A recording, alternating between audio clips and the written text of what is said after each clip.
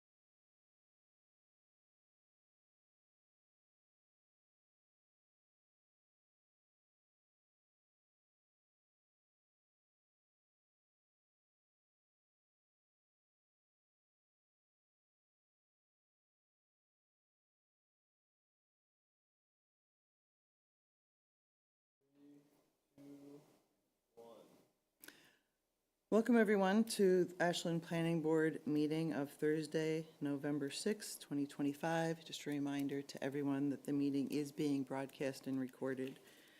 I am calling the meeting to order at 7:18. We have one public hearing and 3 other public meetings issues that we'll be dealing with tonight. We're going to hold all that off just a little bit until 7:30, where we're having a short joint meeting with the Select Board at 7:30 to discuss and vote on a new candidate for our associate position. So that needs to wait until we have the Select Board on board, which will be at 7:30. So in the meantime, next on our item, next on the list is the Chair Clerk's report. I did want to use that to talk a little bit about process. I'm going to skip that for a minute and just see if there's any public comment in the room or online. Public comment is a time that it can be on any topic, but if you are here, whether online or in the room, to talk about an item that is actually on our official agenda, you probably want to wait until we're talking about that item on the agenda. But for general issues, if anyone has a public comment, you can raise your hand and we will take those now. Brandy's already on. Who else is on there? I don't see Joe. Okay. All right, seeing none, we will move on.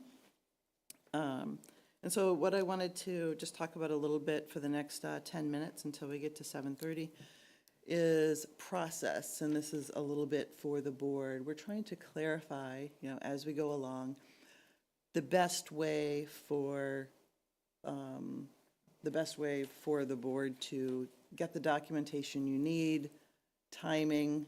Things have been a little unstructured, I guess, for a while, and I think this is a good time just for me and Jasmine to try to understand the best way to get information to the board. We have done it that we send out a kind of a big email on the Friday before a meeting, and that way it gives board members a chance to look at those items over the weekend, and then we discuss those on the following Thursday. But what we found, I think we found already, even with the new members, is that we get some of those items, but other items come trickling in through the week, and you end up getting quite a few emails in your inbox, and it becomes a little bit hard to sort through. So I'm just wanting to get some feedback about how we might do this a little bit more efficiently, so that you guys can get the documents you need and aren't kind of having to fish through your email for important information.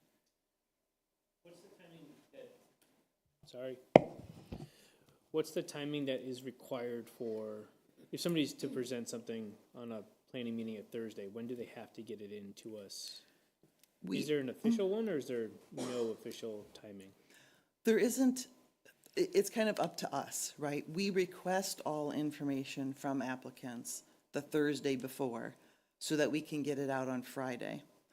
Now, that said, when something comes in from the fire department with an email, with more information, or the traffic report comes in a few days before our meeting, I would assume that we don't want to just put those aside and not look at them. Sometimes it's just an email. It's all information that should go to the board. But no matter what we do, things are going to trickle in unless we want to completely ignore those, which I assume we don't. Now, we're dealing with a traffic report tonight that came in late, and frankly, it's not time to even glance at it, right? So there's no way the board can be, unless it's in the Thursday before, the board cannot be held responsible for looking at it before the Thursday meeting, because it just didn't get here in time for us to consider it. So that said, if you did have time, you would be able to look at it and absorb that information before the meeting. So what I'm wondering if it would be easier to have and I think this is possible, we'll have to check with open meeting law and things like that, is to have something like a Google Drive where information, and so that would be something that you would put things in, and we would have read only, I think, right? We can set it up so that way it's, viewer only, so that you can't edit any of the documents, just to make it, safe that nothing is being altered, but you can certainly have access to view everything. So that way, at whatever point during the week, like over the weekend, you might check that Google Drive. You might check it 2 days before the meeting to see if there's anything new in there. Would that be, and then you just get, there's, Is the concern the number of emails we're getting, or the fact that we're not getting it timely for our correct review? More that I think the number of emails, and then does that hinder your ability to keep track of everything I'm sending you if I'm sending you? I mean, Four it does different not. The one thing emails. I'll say is Google Docs will then record every single time everybody logs on. That becomes part of public record. I have no issue with that as long as the members are fully aware that at that point you have, there's a public knowledge, if you will, as to when you're reviewing the materials, how prepared you are, et cetera. That does become part of the public record. Yeah, not that I mind about the public record, because mine will just show that Scott doesn't look at it very often. But to me, like, I'm not great at going to find thing. I just don't have the, I don't know, Time. capacity or time to remember. I mean, maybe if I set an alarm to like go look. Yeah. But to me, I'd rather it come to us. But I also, I totally understand how people don't want to get a million emails over something, but like, if there was something, like maybe something, hey, check out, it's Tuesday, we've added 4 new topics to the drive, check it out or something. Or like, even like maybe a line of like what the 4 things were, so. Absolutely. Can we be notified when there's an upload onto the drive? So you don't have to tell us, but we just get the flag that it's. does that happen automatically with, like, something has been added? No. Flag these people? It does, not when I add it. I would have to share it with you for you to be notified, but I don't use Google Drives much, I can look so- to see if there's a way to do that, but I don't, not that I know of. Dropbox has, but I don't think Google Drive has. It's not going to give you a notification, I think. No. Or is it not an issue? I've never seen it as an issue, I just feel personally. like, But I I'm think, concerned that we're not getting materials on time, which is a completely different, more substantive conversation that we need to have. But, personally, I don't really mind if we have a Google Doc or not. Okay. I don't see why it's suddenly necessary. I think we're all capable of opening up email. I read hundreds of emails a day through my job. I think I can handle 10 Okay, from the planning board. yeah, it's not the number of emails, it's just that the agenda, for example, has been changing for the last few months. And I personally do look at that Friday email, but then I know that that probably is not the one which I'm going to prepare for Thursday. And I definitely am not a person who has time before the meeting, 5 o'clock, to look at materials. I definitely need it ahead of time. Tuesday night, the latest, is great. That gives you 2 nights at least to look at, but materials coming in on Thursday mornings, is just not helpful at all. It just makes us be inefficient in these 3 hours we're sitting here. So I'm not sure if that means we don't take that topic, because it can't be that every time there's a problem that it comes in nth hour. Last few meetings, every document has come in literally a day before. Agenda has changed multiple times. I don't look at emails coming from planning board on Monday nights, because it's like, I'm sure something is going to change on Tuesday. yeah, and that's what, I guess what I'm trying to straighten out, if that, a draft agenda, say, goes out on Friday, like when we send the materials, and then we don't send you an updated one until after the deadline on Tuesday. After the deadline on Tuesday, we can't change it, so that has to be the agenda. So, maybe, and that would just have it be one change at most, right? It's either the original or it's the one on Tuesday. Scott, did you have something else? I just wouldn't want to like push something off completely for 3 weeks or whatever, if you know, depending on like when we meet, you know, at the end of the month, sometimes there's an extra week in there, just because it didn't come in, you know, because it could be important, and then it's pushing a lot of stuff. Like, I don't know how important the traffic report is, like, I don't think it's gonna like break tonight, but like, if that was something that was gonna, you know, really affect stuff, I wouldn't want us to just ignore it, but I mean, maybe there has to be some like, hey, we need some review time or something. Yeah, for that, like I said, for things that come in, that don't come in on time, the board can say, we didn't have a chance to review it, we're gonna review this, we'll talk about this again in 2 weeks. You just didn't give us enough time to do it. On the other hand, I hate to not give the board the things that come in. And obviously, we have no control over when things come in, you know, so we don't like to keep those from you guys, but we're under no obligation to discuss them if they come in at the last minute. But that also means the applicant also hasn't had time to review it, right? If it comes, like, for example, a traffic report, if Right, they true. have not done Yeah. their Yeah, homework That's before right. coming here. that's right, so. So to be clear, this potential vision of a Google Drive, is this internal to the planning board only, or is this something where applicants will utilize? And the reason I say that is I would not be comfortable if it's open to applicants, because I personally would want to see the full email traffic back and forth. So I don't want it to just be dumped, whatever the document is. I actually want to see when it was created, when it was forwarded to the planning board, when it came to the development office, and then to us. I want to see the whole string. We I will, don't really want to see isolated documents just pop up. we will check that out and look at, and also look at it in relationship to open meeting law and things like that. But I Yeah. did want to just get some feedback from the board, and we'll use that and talk about it next time. I mean, me personally, I have zero concern with reading 10 emails last minute if we need to, because sometimes there's things completely outside of our control and totally outside of the control of the applicant. So to me, it's all about kind of who's in charge here.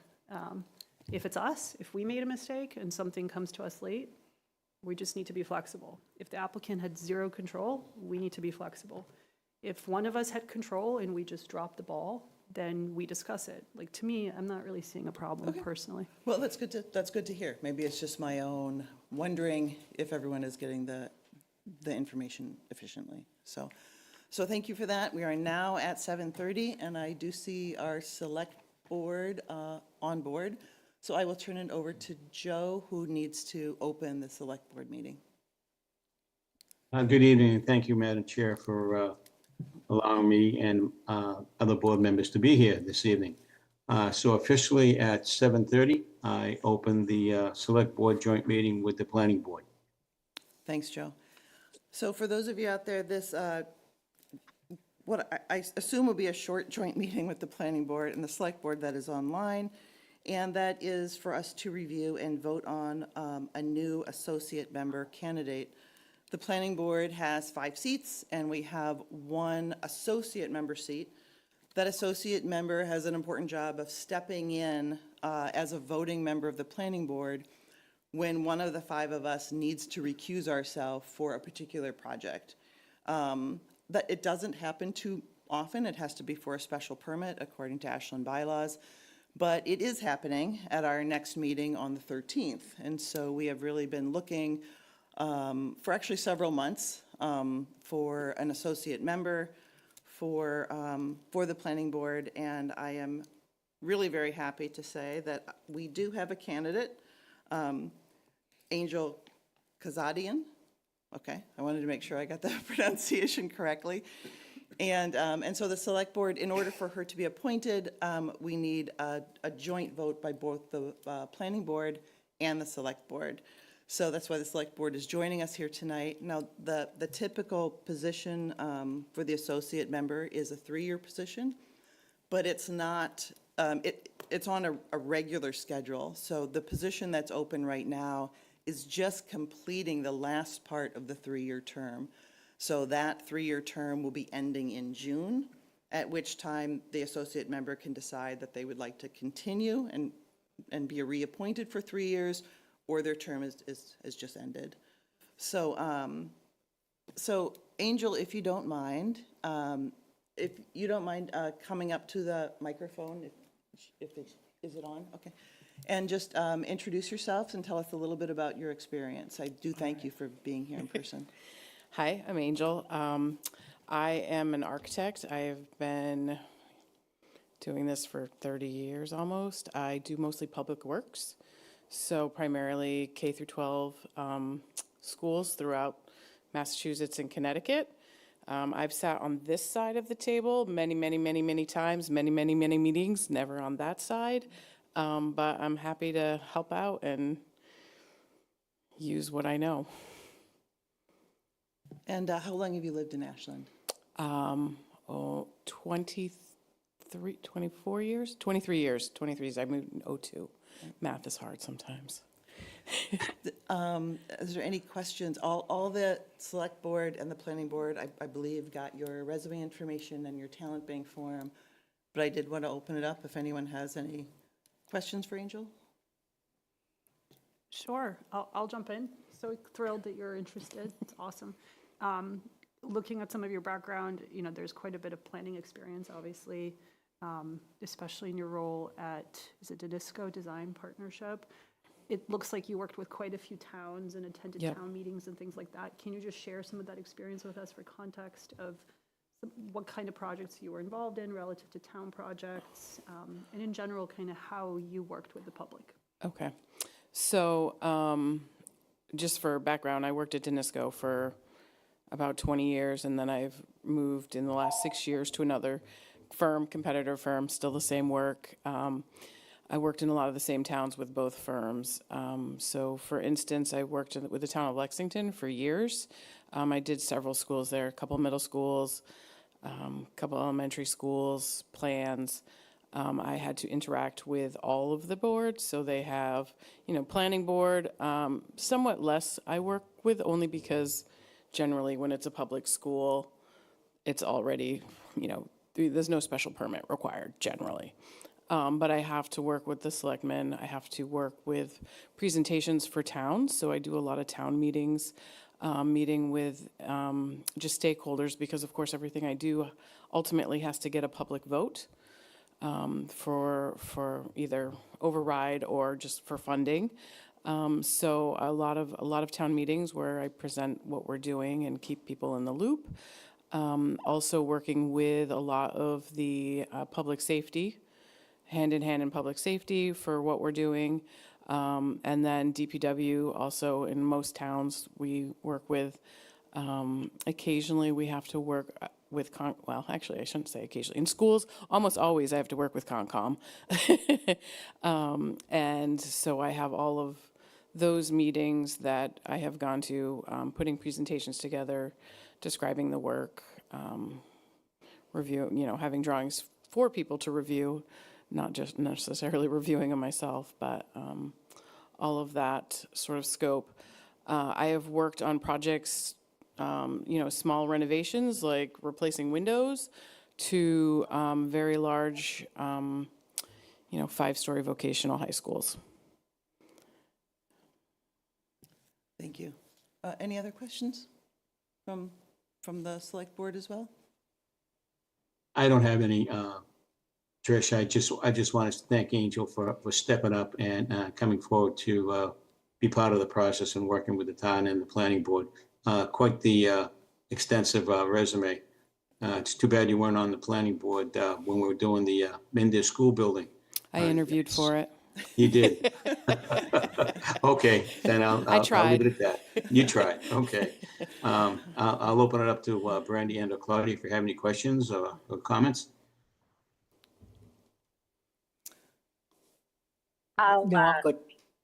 I was just going to say, I've known Angel for many years. And I just wanted to say thank you to her for stepping up and for doing this. And I think she'll be a great addition to the planning board. Thank you, Brandy. Great. Claudia? No, I'm all set, thank you. Okay. Well, good, Madam Chair. All right, I see Yolanda on there too, so I'll give her a chance as well. I'm sorry, I didn't see your name. Sorry. No, I'm good. No questions. All right, then if there are no further questions from my board, I will entertain a motion.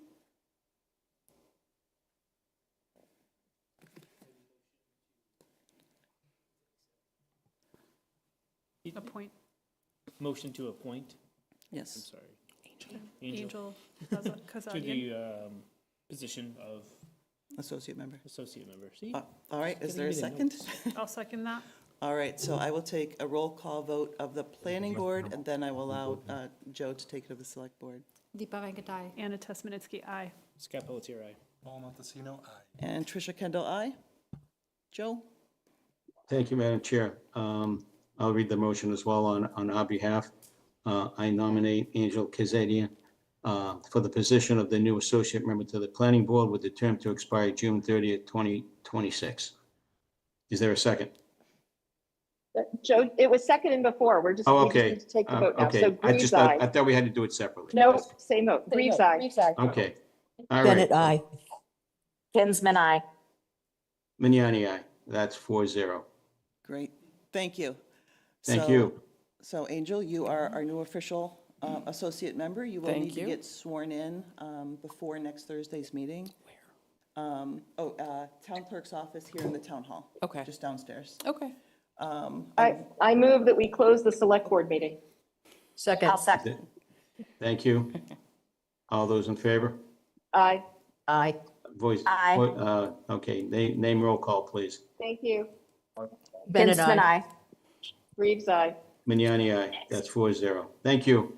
Thank you, Madam Chair. Thank you, Select Appreciate Board. I know some of them are calling in from their cars, so that might, yeah, they're in difficult positions, but Angel, really, thank you for stepping up and for this very, very quick process this week to get you on board. I'm really excited that you're here, and I look forward to using your expertise on the planning board. All right, well, thank you. I'll see you all next week. Congratulations and welcome. Thank you. Thank you. Thank you.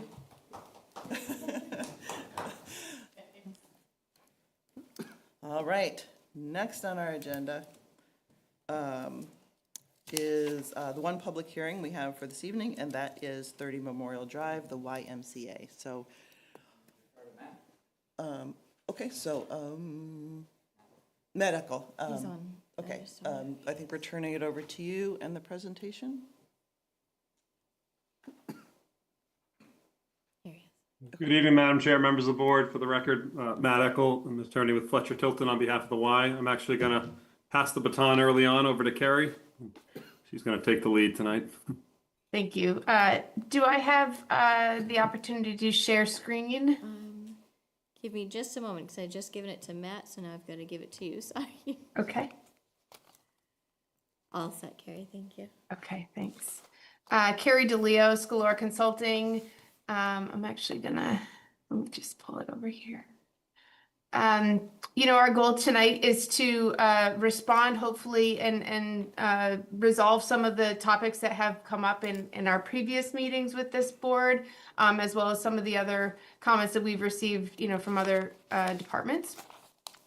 Like was kind of chatted about earlier, we did get the traffic report for the project. We will touch on that, but we will need, as expected, a little bit of extra time for our formal response. Let me see if I can get this to progress. There we go. Most of the members of our team are on. In fact, all of the members of our team are on tonight in case there are specific questions, and I will pass the baton for those to speak, but I'm happy for our team. I can continue to progress the presentation. When we met with the planning department on October 9th, or the planning board, we heard these topics as items that needed specific confirmation. So a number of conversations around community connection, specifically how the site connects at Dunkin' Donuts. We have, and I'm going to just give you a highlight of what we've done, and then we'll get into the plans. So we did add that sidewalk back at the Dunkin' Donuts side for that connectivity. There was some clarity around how folks would access the site, both the site itself and then also the backyard of the site from the Trolley Brook Trail. And then within our site, how would folks traverse from the street into the site, from both ends, but also from the front to the back of the site? How do you get from the parking lot to the backyard and back and forth, both able-bodied and accessible routes? So we've brought some graphics that are able to identify that a little bit more clearly.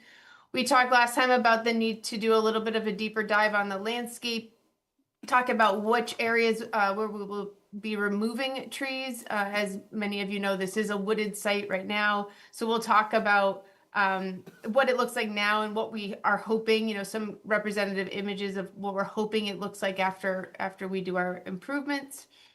We have a close-up of that landscape buffer that is the request for a waiver. That's in that corner where the property line is a little bit funky.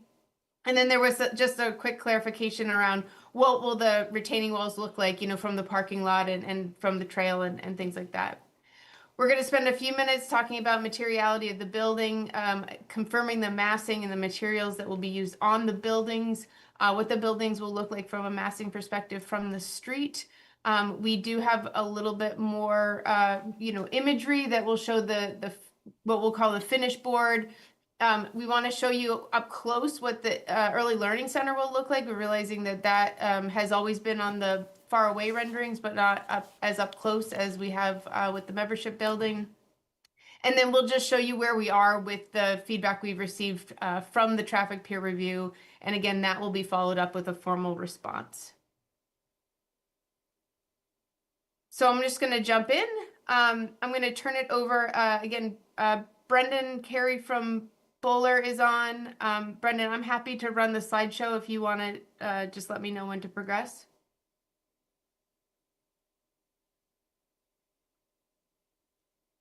Sorry, everyone. On mute.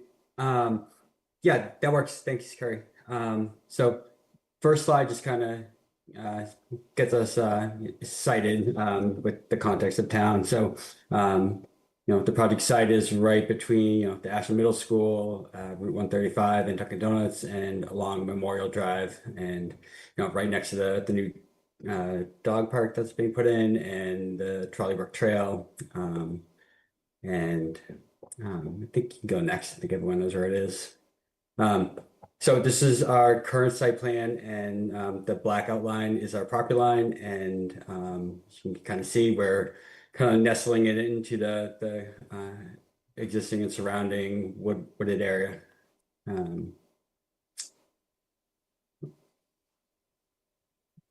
Just quick, this is our site plan and our landscape requirements, kind of what we're held to with zoning. And, you know, really the requirement for landscape being put in is, you know, 1 tree per every 30 linear feet of frontage along Memorial Drive. So, you know, technically we would be required to put in 29 trees, and we are right now putting in 46 trees along the buffer. So clearly meeting that standard. And, you know, throughout the site, we have a plan, you know, over 200 trees, deciduous and evergreen. And, you know, we're really trying to do a nice job with putting a landscape back that we can, will grow in and replace the woods that we are losing. This is a picture. So the black arrows are kind of what this existing conditions view is. It's kind of helpful because they have that sign out there, so it's the exact view, kind of really pinpoint where we are in the woods. So we are standing at the 243-foot elevation and looking down into the triangle area that is kind of lower at 215, so about 30 feet below grade or where we're standing. And really, it's a substantial buffer. You really can't see anything. It's a heavy wooded area, and with the wetland, no one really can develop this. So we're asking for the buffer because we clearly have a substantial landscape buffer. Then just, you know, some existing conditions pictures of, you know, the condition of the wooded area. Not very usable. There's, you know, fallen logs and trees, and, you know, just pretty standard wooded area, pines and maples and oaks. And then, you know, this is kind of our intention as we kind of develop the site. You know, we're kind of leveling it off in 2 different terraces and using the building to kind of help us make up that grade change. And then, you know, open lawns, pastoral walks, and open space that's usable for the town. You know, trees that will grow up and actually grow into its correct form and just create a special place. Then kind of getting into the accessibility kind of connections to Memorial Drive and Trolley Book and 135 and the middle school. Let me see. I'll start with on the left side to connect to the middle school. We have the existing crosswalk that kind of ties us to the south side of Memorial Drive and the wide asphalt sidewalk, and then to the Trolley Brook Trail. So this diagram shows what would happen if we create an accessible connection that kind of goes the most direct route to the fields from Memorial Drive. So we need a zigzag walkway to maintain a slope under 5%. And with that, we lose a substantial amount of trees along the buffer. Thanks, Harry.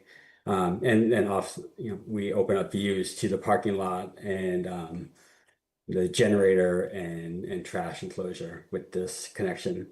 Yeah, Brendan, if I can just add, so this photo here, in order to get that accessible path to get in there, this area of trees would be removed. And just as a reminder, the generator and trash area is right here.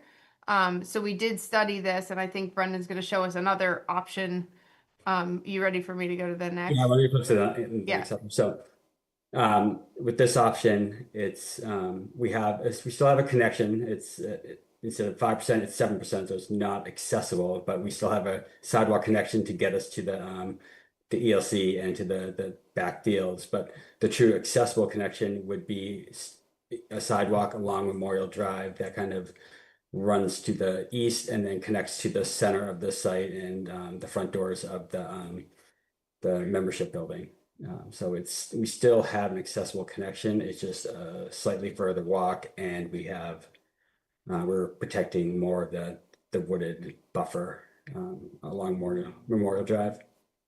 And just for clarity, the blue are ADA accessible paths. The magenta are non-accessible, but again, not necessarily far out of compliance when you relate to this one here.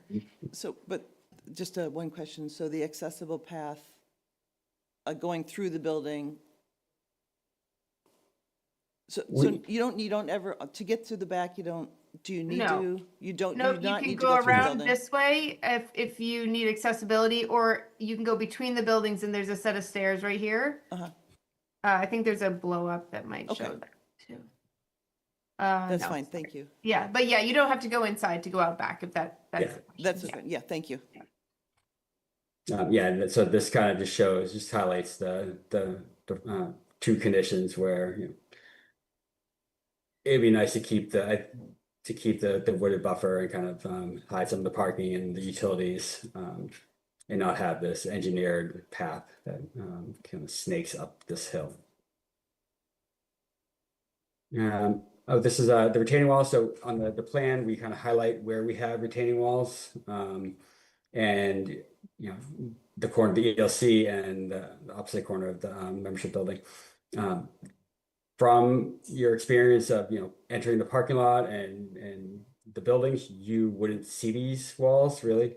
They're the retaining wall would be kind of hidden by the existing woods, and we would need a guardrail fence. So we were thinking a black chain link 4-foot tall fence along the top of the wall would blend into the surrounding woods. So the picture below is from the Ashland High School fields. I think the baseball fields, where is the exact same condition really. It's the retaining wall where you don't really see it. It holds up great, and then we have a 4-foot tall chain link fence for protection. The other thing we did look at is we did an overlay of where the Trolley Brook Trail goes, and it kind of goes straight out and then curves around when you get back here. And you're 140, 150 feet away through thick forest there, so you probably wouldn't even see it, and certainly wouldn't have access to it. Do you want us to go through the whole thing and then come back for questions? Is that the best? Yeah, I think so, to go through, you mean go through the points that Yeah, you're the whole, focusing yeah, the on? whole presentation. Yeah. that Yeah, would and be then I great. think everyone can ask the, Perfect. Yeah, Okay, great. thank you. So then we're going to flip over to say Kim from CBT, who's going to cover the next bunch of slides for us. Thanks, Carrie. It's a pleasure to be here, to be able to continue this dialogue with you guys. Last time, my colleague Lonnie took you guys through the narrative of the scheme and a lot of the thoughts and the effort that went behind really trying to make this building special for Ashland. In terms of the height, I think there were a lot of questions. For the membership building, we are just shy of 35 feet from the zero level, which is sort of a little bit more of an uphill from where Memorial Drive is. And then adjacent to it, we have our ELC, which is shown to 18'6" to top of parapet. So that is sort of, we're really trying to cascade down and limit the height of the building to the extent possible without sacrificing the functions of the program inside. Next slide, Carrie. As noted in our last presentation, we are really trying to think about a balance of a lot of these considerations. One that is more of the environment. So thinking about embodied carbon and what kind of, whether there are any red list materials inside, but also thinking about the durability as well as affordability. So when we really begin to think about the balance of a lot of these things, we sort of came down to sort of this CMU as one type of a material palette, and then a metal panel as another one that can really hit the ball in the head, hit the nail in the head. And then I think there were a lot of questions around what material what it really looks like other than the rendering. So these are material samples that we're looking at. As for CMU, there are obviously hundreds and hundreds of different kind of a palette and pigments and aggregate. And the ones that we are considering are sort of in this lighter gray, beige-ish, sort of a tone-ish that you can see at the top left. Those are the ones that we are considering, sort of that tonality and the color. And as for the metal panel, we're really trying to capture this sort of a sheen, and not so reflective to a point where it will look like a polished stainless steel or polished finish, but more of this sheen just so that it can capture some of the color that is ever changing throughout the day and throughout the season. Next slide. So some of these renderings you've seen, and this is sort of the view when you turn from Memorial Drive and when you come up, and the first corner that you arrive as you come up the hill, and then sort of this arrival. This is sort of that view from the south, and then the next slide. And the view from the north is that because we are putting the ground floor at the mid-level of a 3-story building, and from the northern side, we see the building getting a little bit taller just because we're sort of going down one floor. But this essentially takes advantage of sort of the northern view, northern light, allowing the building also to be able to capture the daylight that it needs for a lot of these larger programs to function. Next slide. And then sort of the entry view from the parking lot. So this is not exactly where everybody will be coming to, but a lot of people will be sort of experiencing this kind of elevation view from the southern side, entering the lobby. Next slide. And then as for the ELC, we are essentially taking a lot of the material palette of the membership building, which is sort of this combination of the CMU and metal. But if the membership sort of puts a little bit more emphasis on sort of the tectonics of these metal shingles that sort of come together to create this really nice facade on north and the south facade, ELC is more of, it is really more grounded. We are really using the CMU as the primary material palette. The same palette as we are showing in the membership, but instead of the metal being dominant, the CMU is becoming the more of a dominant panel material with accent of sort of that beautiful metal panel capturing some of the colors of the surrounding. Next slide. These are a couple of views from the parking lot looking north. So this is really where the entrance is. And the next view is just an elevation, a flat elevation view of what that looks like.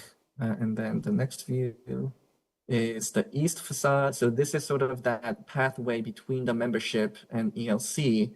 So this is where a lot of people, how people will get from the parking space to sort of that open space to the north. So you can kind of begin to see the glimpse of the playground of the ELC and some of the fencing for that playground area and the relationship between the program that happens inside and the views to the playground and the nature beyond.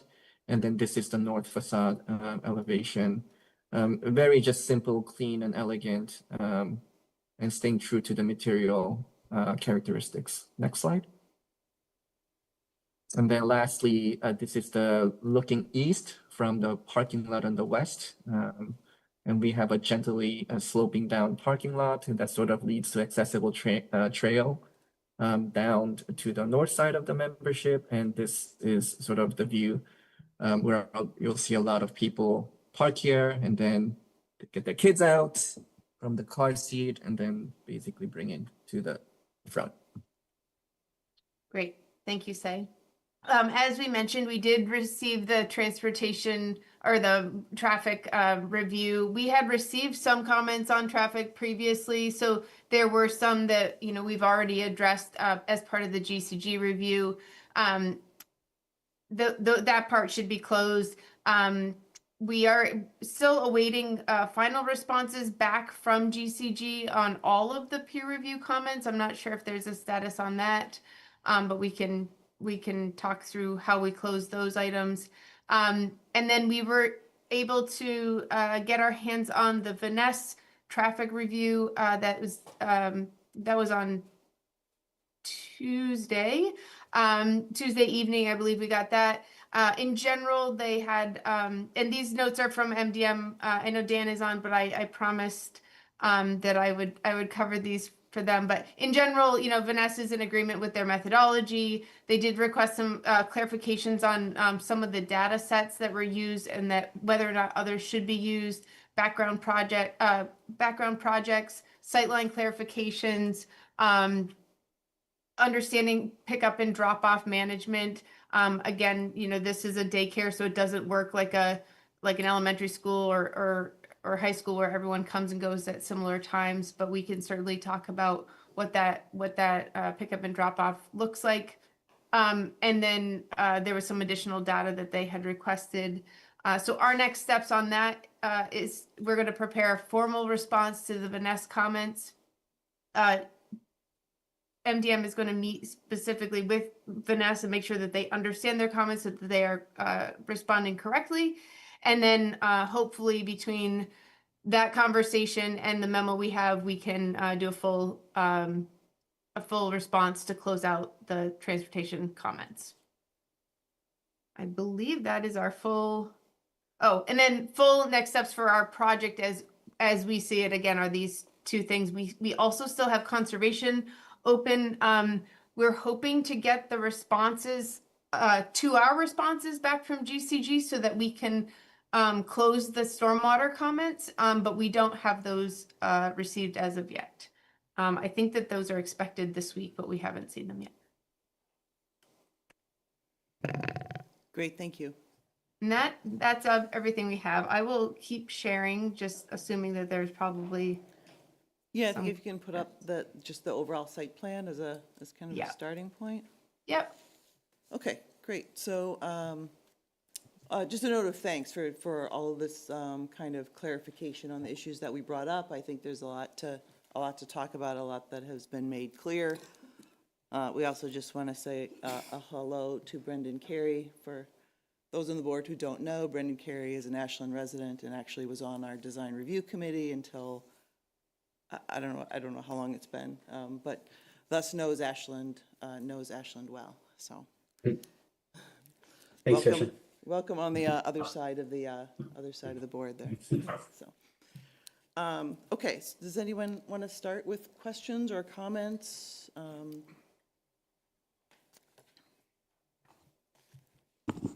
Yeah, thank you. This is awesome. It adds a ton of clarity to some of the questions I had coming into it. I have a few other questions. Thanks for putting the sidewalk back in, going towards Dunkin' Donuts. I still can't visually understand how, like, what's the gap between where the sidewalk will end and I mean, I know it's the Dunkin' Donuts property. So but, like, our property line, if you can see my cursor, is Yeah. kind of right here. Okay, So we can get them pretty close, okay, but then there's like this last piece of wooded area and then the little path between there and the drive. got it, okay. Would you have a estimate on the number of feet, you think, to that driveway? We did do an estimate on the number of feet, didn't we, Brendan? I feel like it was, I want to say it was 150 feet or something. I don't know. It was closer to not 45 feet. okay. I was like, it was, yeah, we did measure it just exactly because we kind of figured it would come up. So was it, I'm sorry, what was the second number? It was 145 feet 45. or just 45 feet? 45. Okay, 45 feet. So say 50 feet. I won't hold you to it. I was just wondering if it was Yeah. a rough thing. Okay, Yeah. thank you. You mind if I just keep asking? Okay. The driveways going in and out on the left and right-hand side, are they both going to be both directions, or is there any conversation with those being one ways, especially now that they asked that question about the ELC drop-off? I was just wondering about traffic coming in on the left side as people might be trying to exit there. Yeah, I think that the roads are sized appropriately for 2A, and I think what we expect is that most ELC traffic is going to come and go through this, and then most membership will come and go through this side. Is kind of we had those same conversations, and I think we all landed on if you're going to the ELC, you want to be able to get in and out without having to drive through the whole parking lot, and so we just size those drives accordingly. But there's not going to be any like signage that says only for ELC or anything like that, right? You can go in either one. It's just, but that's the theory. Correct. Is it perfect? Yep. Thank I you. think just learn behavior. Yeah, exactly. Yep. Sorry, on this path here, on the left-hand side, the red line, that will be the non-accessible path. Yep. Thank you. Is that that's going to be like a sidewalk on the road, right, or next to the driveway coming in? Yeah, so you would cross over, you come out of Trolley Brook, there'll be a crossing here. Yep. And you could either continue all the way down Memorial, or you could come up the sidewalk over here and get right into the site. Right, and that just won't be, it won't hit the degree level to be Right. called accessible. Yeah. Got it. But it's not super steep either. It's like 7% instead of 5%. So you could certainly use it if you needed an accessible path, if you so desired. It wouldn't be too out of compliance, but we cannot count it as our accessible way. Thank you. And I had one more. If you can go to the screen that had the height of the building at the 38 feet. Mm-hmm. It's 34 point whatever, above the 0 point. Yeah. How high is the 0 point above the road? Ish. Good question. I don't know if we have anything going the wrong Yeah, way. it depends on which part of the road. I was just thinking directly in front of where you wrote 0.0. Like if I was at the road at that 0 mark. Yeah. I can tell you that in 2 minutes. So keep the questions coming. I'll pull it up and tell you. So is the number given there, the 34.6, is that from like the level of where I would enter the building in the middle? Is that where Correct. that's taken from? Yes, correct. Okay, and then which may vary a little bit from the road. You're kind of wondering about the slope from the Yeah, road to the main door? Yeah. Just kind of getting a general idea, because I know the thought is under 50, right, is like kind of the, but also sight lines and stuff like that, so just wondering. And Carrie, this is Andy Platt, also with Bowler. I can help out with that question. So the crest of the road is at elevation 255. The first floor elevation where you're walking into the building is 254. So it's essentially level. It's one foot down, really. Okay. Yeah, and then the road itself, this darker color kind of indicates what the road does, right? Like it pulls off on either side. Yeah. Oh, sorry, last one. Is the ELC just one floor? Yeah. Yep. That's all my questions. Thanks, Scott. Well, for now.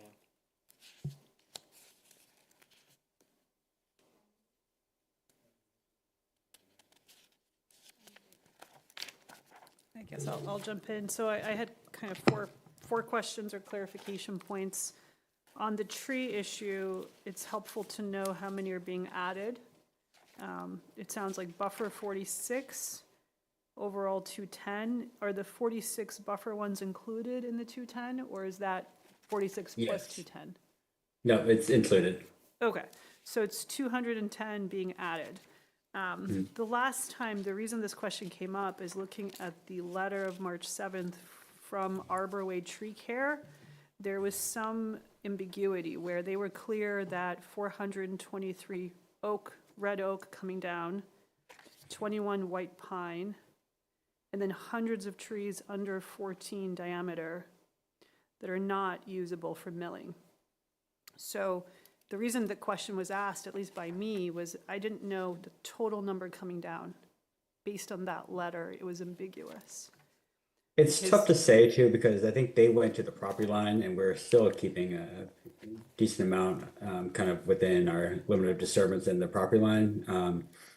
So it's not like it was like a true survey. I think they were just kind of walking through the woods and kind of saying big tree, but there's no Gotcha. official count. Yeah, and I can show you what we received from them. Again, we were looking at the time we were looking to see kind of what we were dealing with, both on a, quality of wood and all of that. But I'll show you what the, I can pull up. To be clear, just to be clear, all I want to do is I want to be very, very clear with the public. This is the number of trees coming down, as close as we can say it. This is the number of trees we're planting. The argument or sort of the positioning of quality, I'm less concerned about because I'm not an arborist or an expert in the quality of trees. And I don't want to get into arguments of like, oh, these are ugly trees, these are nice trees, these are big trees, these are little trees. I'm more concerned about kind of data and facts because there was quite a bit of energy around this particular property relative to trees when there was discussion in town about the tree bylaw. And I think as a matter of course, we owe it to the public to just be straight with them. What I'm understanding is we've got 444 mature trees coming down.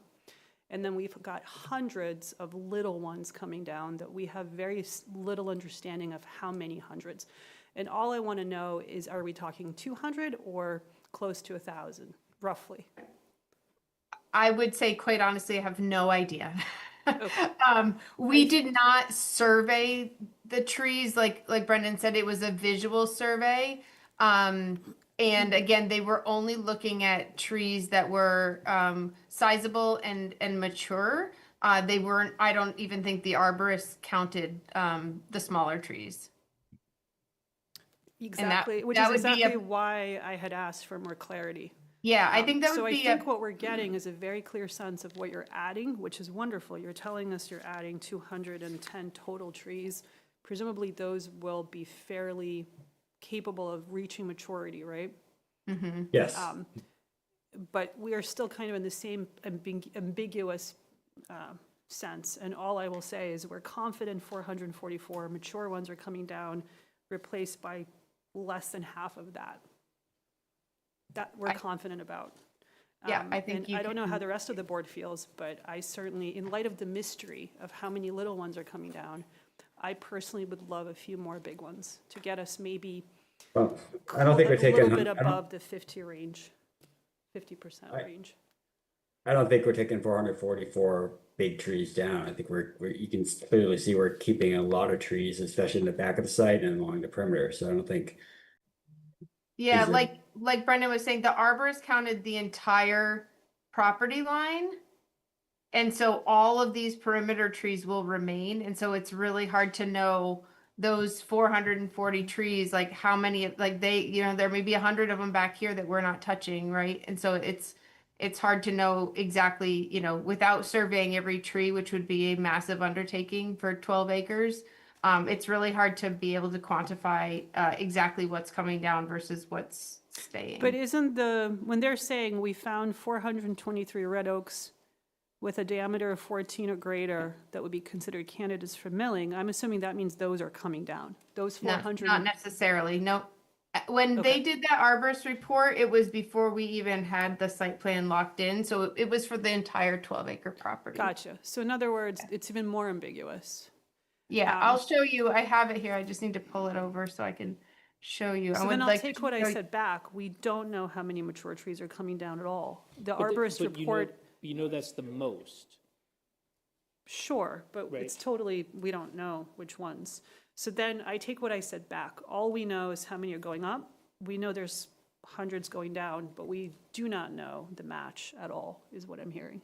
Correct. So if you look here, this is the arborist report, and this is where they, came up with those numbers.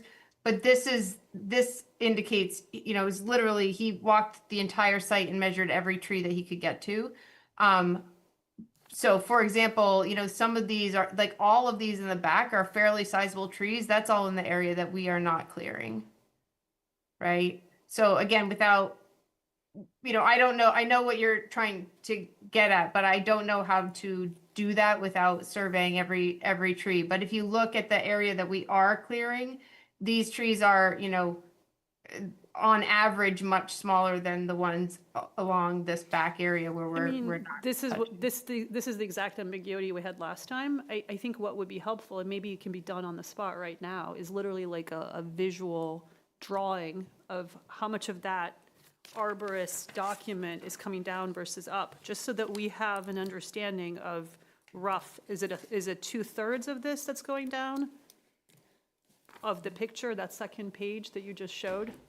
I mean, I'd be hesitant to do that. I mean, we can do that, but that second page is clearly not to scale in any way, shape, or form. So I don't want to say, oh, this is what it is and have it be completely off. Again, this was not done by a surveyor. This was done by an arborist. Yeah, So why don't for next time, why don't we, take the area, divide it by the number of trees surveyed. Now we have a general trees per square foot or whatever the measurement is. And then you can look at the area of your site and what is being cleared. And then we have that number in an approximate and I think appropriate way. Yeah, like that's something literally all I expected today. Yeah, so it's not going to be super accurate, but it's not going to be, it's not going to be way off either. And I mean, probably, frankly, right? I personally am a visual person. I don't mind if you take that second page and you draw on it so that we have a visual of what we're dealing with. We can all use our brains and sort of understand, are we looking at 1/3, 2/3, 1/4? Yeah, And we can do our math ourselves. Yeah, I'm just hesitant to do it on the fly here when That's we have fine. other things to Yeah. take care of. So put it on the list for next time, and that'll give us a general idea of what those mature trees are. I'm really not concerned about all the small trees, because the small trees tend not to become big trees because there's no light to get there to become big trees. Otherwise, the whole thing would already be filled with big trees. And can I just ask clarification of what the intent is of the planning board? Because, by bylaw, we are meeting the regulation of what is requested or what is required. So I want to make sure we're answering the right question. So are you looking to create a condition where we have to do we're more looking to planting create a than- clear public record because the documentation we're given is completely ambiguous as to the number of mature trees coming down, and we just Okay, so acknowledge you're just that. looking for the So, data. That's right. It's literally Okay. a data question. Okay. And I think it's a fair question because it's a very green site and there should just be no mystery or confusion about what we're doing so that when it happens, no one is confused and everyone knew. And I frankly don't know anything right now. I thought it was 444 and I'm told could be anything. So I think that would be really helpful, But it can't be more than the 444. plus hundreds of little ones. Right, we understand that. Which the hundreds of some of little us are not worried about, but the point is, I would like it to be a data point of clarity of this is how many mature ones are coming down, and then we've got hundreds. I mean, they can give us a rough, but like, you don't want it to be like. Oh, no, I think exact, we right? established we can't possibly count each one, right? And I think I specifically said I would be satisfied with this second page having a line drawn through it, because I can use my brain and be like, okay, so that's like 2/3 of the 444, and I can do math on All a right, calculator. I think we got that. I think we're Yeah, going, there's we no don't want, we need don't want to for go around in counting circles. every tree. We don't want to go around in circles with this, so let's look at that for next time, and then we'll have some hard Yep. numbers about the mature trees, which we have categorized, whatever it is Yeah, on and there. I is really thought this is 14 exactly inches or what we asked above, for or- last time. Or whatever it was. There are 3 more points I wanted to make. Okay, let's go on to those. Obviously, the connectivity issue, if we are paying for a connection by seeing trash in a generator, I, for one, want to be really clear, we don't want that. Just to kind of throw that out there with some clarity. Hopefully, the rest of the board agrees. I think last time we talked about, speaking of connection, we talked about a potential bus stop or a shelter. If we could come back to that point. And then just a quick kind of, I'm assuming this is solar ready and all that, just a quick discussion of whether solar was discussed for this site. The planning board certainly cannot require solar. We're just more of it as a data point so that we understand whether it was discussed, whether this site is even plausible for that, just a curiosity. Thank you. Yeah, What was the one yeah, before so solar? the building. Bus shelter. Yeah, so easy answer first. The building is solar ready. It's required by code to be solar ready, and we have initiated some conversations. I think that we're not ready to sign any agreements with the solar company at this point, but that is definitely not off the table at some point down the road. A lot of that will be impacted by what is available longer term for incentives, et cetera. So, but yes, the building is designed to be solar ready. We have an idea of where we could put panels on the roof and possibly panels in the parking lot if that was the choice.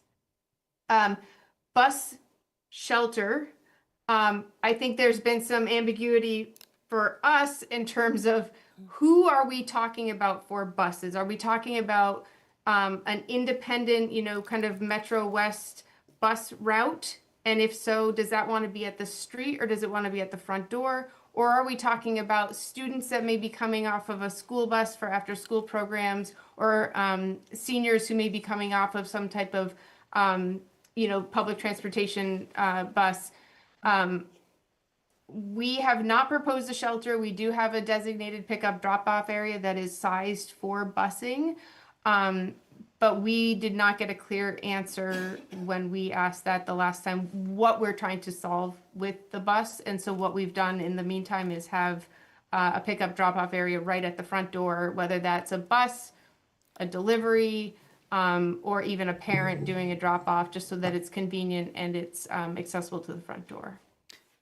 And I thought we talked about this the last time, where the way this came up was the comprehensive plan committee, as part of the comprehensive plan, visualized a route, if you will, through Ashland that in theory would go from downtown Ashland all the way in almost like a clockwise placement from one side of the train tracks through downtown all the way to 126, returning up to 135, and in theory returning to the MBTA side where the Cirrus apartments are. So to answer your question, there isn't a requirement that you put a shelter. It's more of a conversation. If you have a drop-off spot, that could work. Yeah, and that's in the site. We weren't sure if it's a public bus, should it be actually at Memorial Drive? Right, yep. Yeah.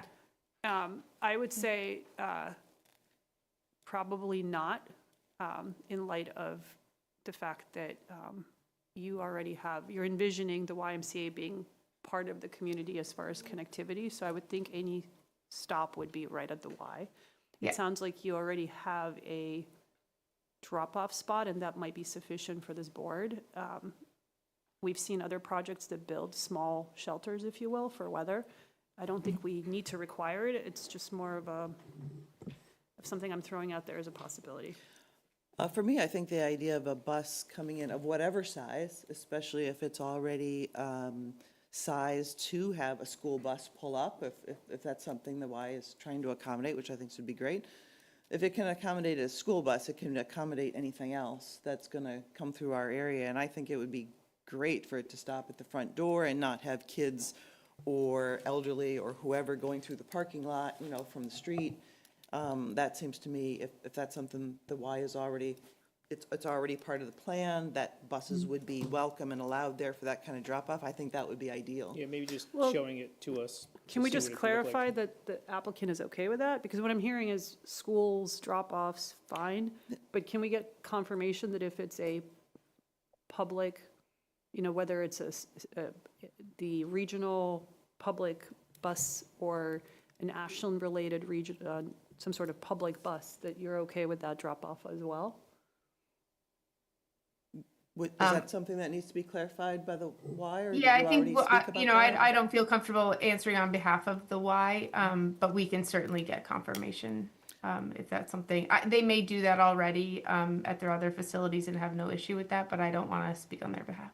Okay, so put that on the list for next time, just, because there's a chance that there would be a, you know, a bus that is just accessible to the public that aren't on a school bus or whatever, and would love to make it to the Y. I think that would definitely be a great, you know, part of the route. What's that? Yeah, that's the whole idea. Okay, yeah, Can we great. do that here? That's fine. If we can confirm that as part of this project, I think that would be fabulous connectivity. We are trying, as part of the comprehensive plan, to be more connected community for public transportation. This is a wonderful thing happening in Ashland. Let's make it possible for the bus to be dropped off there. Okay, so the visual of the generator trash, I want to go back to that when we look at the accessible paths, because that's what was, those two things were connected. But Scott, looks like you have your finger on the button, no? Okay. Then I would like to look at a couple things and make some progress on the things that are actually part of the waivers for this project. One of them was height, which we touched on, so let's go back to that one. The thing we're looking at here is that the Rail Transit District, by our bylaws, has in it that the maximum height shall be 3 stories above grade, 4 stories at the rear of the building if there's a slope, a maximum height of 30 feet, or it can go up to, be increased to 50 feet with a waiver from the planning board. So can we, so here we have 35 feet at the street, which is very close to the 30. And then what is it at the back? It can be kind of Bonnie or Say, do you have a height on the back or what the average is around? 4 to 4 is around 14 and a half, so it's gonna be 50 feet, So Yeah. about 49 feet. Yeah, it's under 50, Okay. I think, on the back as well. And then the average, you know, obviously was over the 30, but well below the 50. Okay, so let me just get thoughts from the planning board on this specific issue. Does anyone see the height from the street or from the back, at the heights that it's showing, an issue? Like, that they are allowed to be at 30 feet with a maximum at 50 feet. Maximum height may be increased to 50 feet within the Rail Transit District upon the grant of a special permit in accordance with the state building code. So that's with our approval. So, I mean, as long as there's that tree cover, can we see it with the tree cover from the view? I mean, if that's really what we're getting, I'm fine with that. If we're not getting that, if that's just a rendering that doesn't mean anything, then I'm gonna have a problem with it. But if that's the actual view, I have zero Yeah, I mean, I problem. think the only thing to consider is, you know, day one, those trees will not be fully mature, but they Sure. will go in, you know, and like Brendan said, there are going to be trees that are selected that will mature fairly quickly. Right, which brings us back The to trees will get to the tree thing. 60 feet tall, like, so. And I Those actually, are showing like, and I actually think a little different than that. I don't, I want trees. I want them to soften the building and to be a part, obviously, of the natural landscape. But I feel no need that we need to design a building that we need to hide with trees, right? We should, the building should be nice to see as well. So I think there's a middle ground, you know, between that, between those things. But is there any, again, any I comment? mean, to be clear, any- we see the building, it's Right, there. yeah.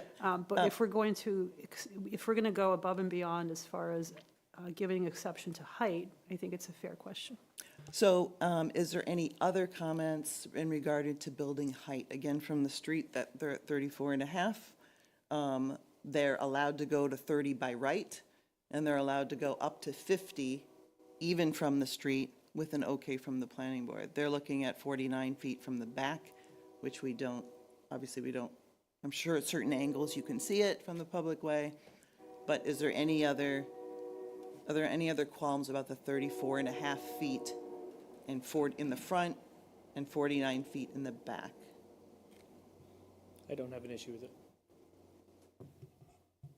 No issues. It's not official vote, I'm just trying to get an idea of if this is an issue. Do we know what the height of the building across the street is proposed to be? The one on 135? Yeah.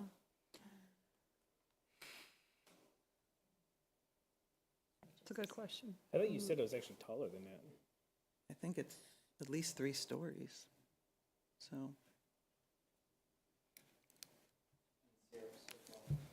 What's that? Yeah. Yeah. And it should be noted that 35 feet is the normal code regulation for a single-family house, right? So, I mean, it sounds like none of us have an issue with this. Yeah. So we The can, housing proposed across the street is proposed at 52 feet. which we haven't yet approved. it doesn't, Yeah. yeah. So ultimately, it sounds like we don't have an issue with this. Okay, so that's height. The next thing I wanted to look at is that little, odd little, that's the one. For the planning board, okay, for the planning board's information, in the rail transit district, they're marking the 25-foot and 30-foot setbacks because that is what is required in the rail transit district. Also in that district, if a property borders a property that is not in the district, so in this case, that corner property is part of a commercial highway, I believe, along Memorial Drive. along Memorial, not Memorial Drive, along West Union, East Union, West Union. So that's part of another zoning district. So, and that's owned by the pet place. Skipton, right. So their property, they are not in the rail transit district, but the two properties butt together, and when two properties butt together in different zones, by the bylaws, we're supposed to have a 50-foot buffer area of vegetation. In this case, that area you can see is wetlands, and then there's a 25-foot buffer, and then there's more of a buffer. So the area really can't be built on because you can't you can't come into the wetlands from that property to get to the corner. It can't be disturbed. So in other words, the corner becomes a great big buffer because it's inaccessible from the rest of the property. And that's why the waiver, I think, is being, it may be logical for this project, so. Tricia, it's also almost a 30-foot drop. It's a very steep hill from our property down to that wetland in that corner. You can kind of see here the contour lines are super tight together, and Right. so it is truly really not a usable piece of property. And the kennel, I don't think, can even access it in any way without going through the wetland. Right. So do we, I mean, I have no issue with that, assuming, the one, I mean, I'm assuming Concom is going to have to look at this too, right? So you've got a field right there, flat field, runoff, smaller buffer, wetland. To me, that's outside of my scope of expertise. I would want the Concom to clear that. I don't have a problem with it personally, but I feel like that's a Concom jurisdiction. And it does make me nervous that it's a downward slope towards a wetland from a field that's going to have runoff. So I would really like their, assuming they clear it, I have no issue with it. I think, is this already before Concom? Yes, It we've is, been okay. in front of Concom a couple times. Like I said, we're just hoping to close the stormwater peer review comments with GCG would be our last step with Concom. Got it, okay. Any other questions about this little corner?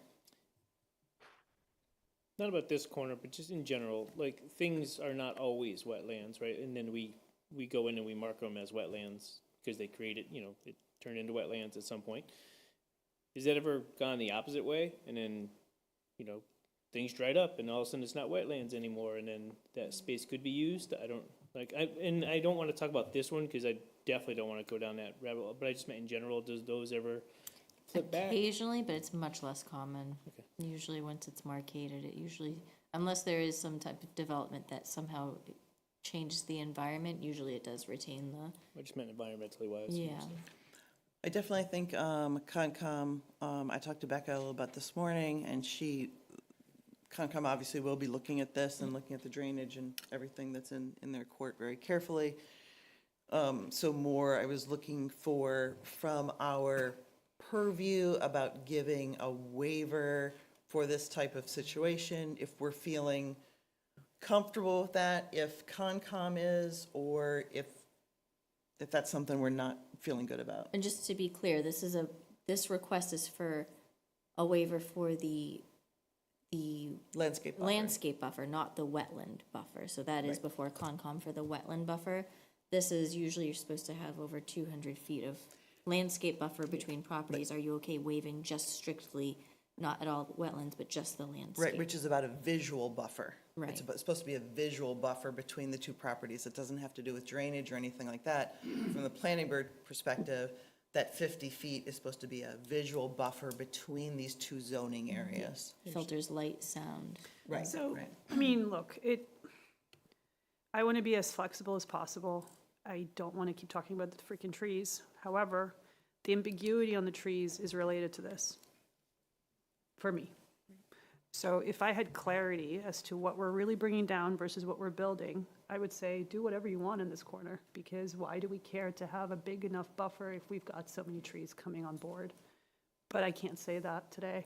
So I was thinking about this truly from the wetland perspective, because by making that buffer smaller, I actually think we are threatening the wetland if there is runoff from that landscaping field. So I, for one, would say this is related to Concom. If someone tells me I'm wrong, we can have that conversation, but I'm of the opinion that if we are being asked to make that buffer smaller, how can it not impact the wetland? It certainly does, So and to that's me, what Concom's this is one of the reviewing. same issues. I kind of refuse to separate them. And I would like Concom to look at that. And I literally want to ask them, if the planning board allows this exception, what is the impact on the wetland? Is there enough of a buffer there for that? And I know that we're being asked two different things. We're being asked to look at purely zoning buffer. I get that, except there happens to be a wetland right there. So it's kind of a gray area where you've got two things happening on top of each other in a very small area. So if we allow that buffer to be smaller, we're technically impacting the wetland that we have no jurisdiction over. So I personally do not want to have an opinion until Concom says they have zero problem with that being smaller. And I'd like to understand better what the tree situation is, because if Concom says, no problem, wetland not impacted, then we have clean jurisdiction. Got it, understood. And we can talk about the Yeah, trees. so I think that's clear. I think it's also good to note that the 100-foot setback is noted on there as well. Usually by the 100-foot setback, you're completely clear of the wetlands, but it is a Concom issue, so we're going to let that go to them. It seems like there's a general consensus that as far as it being used in the typical sense of planning bylaws for a visual noise buffer, we don't seem to have a problem with that. We will let COMCOM tell us if it is a problem from their point of view. Okay, is that fair, YMCA team? Yep. Sound okay? Okay. The next thing on the list, let's look at those, let's look again at the two things you provided about, accessibility. You want the zoomed in or the zoomed out? I think zoomed in right now, right, to Yep. kind of these two. So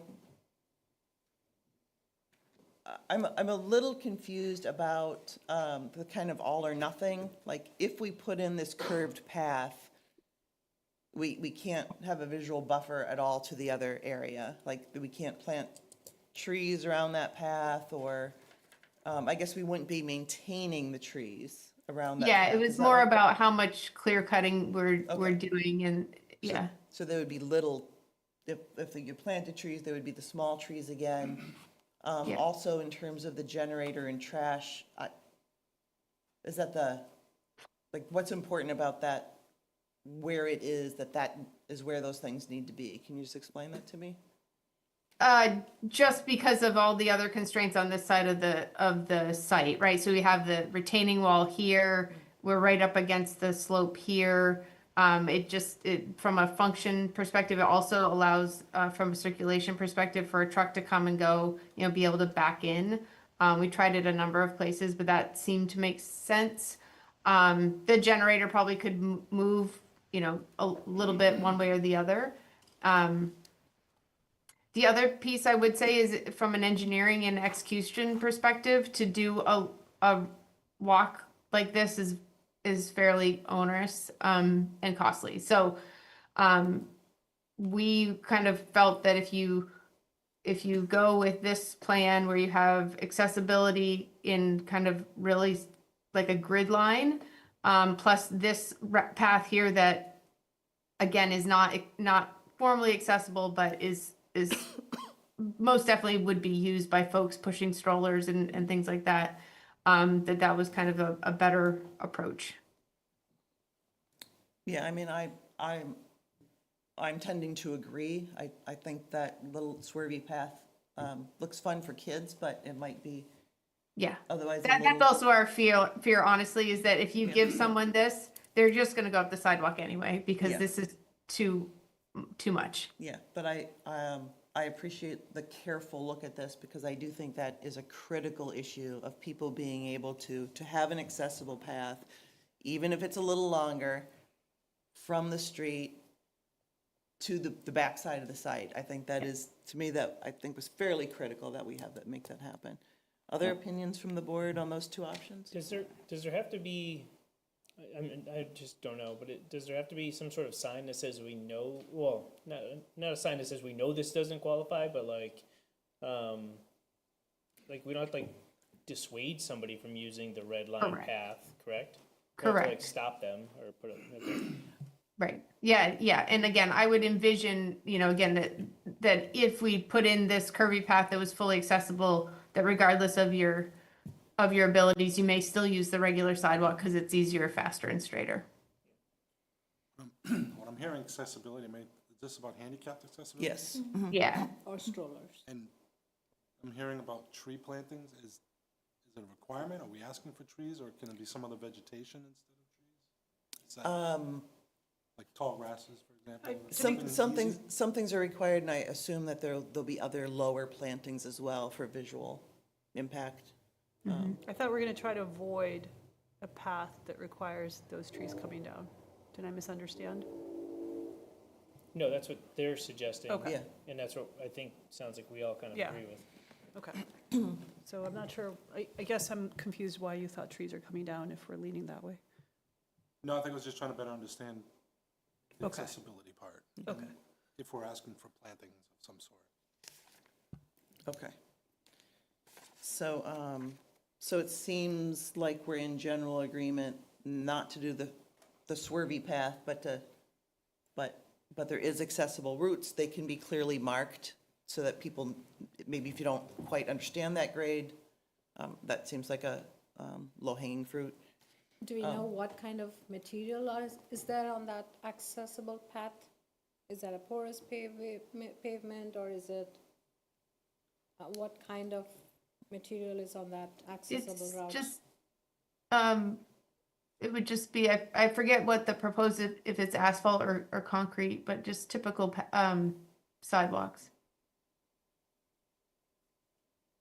Not gravel, not porous pavement, nothing fancy, just whatever that, I think we have, I think we've proposed asphalt walks. Is that right, Brendan? Except at the building aprons, everything is concrete and Yeah, around the building is definitely concrete, and then it would be asphalt kind of on yeah, and I Memorial think, Drive. I And think that's the that's what same that, condition as the south side, so. yeah, exactly. I it's- think that would match what's on the other side of the street, yeah.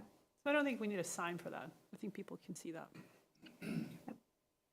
Yeah, and I don't think that that's typical that you would have a accessible path sign, but, Yeah, there's no, yeah. I think people will notice it. Okay, so it's nearing 8:45. I think got through a lot of things today, and I think hopefully we're giving the YMCA some clarity about some of the issues that have been coming up. I think there's a short list for next time. We'll be looking at the traffic again next time. We haven't had a chance to review it. GCG may have gotten back, hopefully, by that time, for whatever remaining questions there are.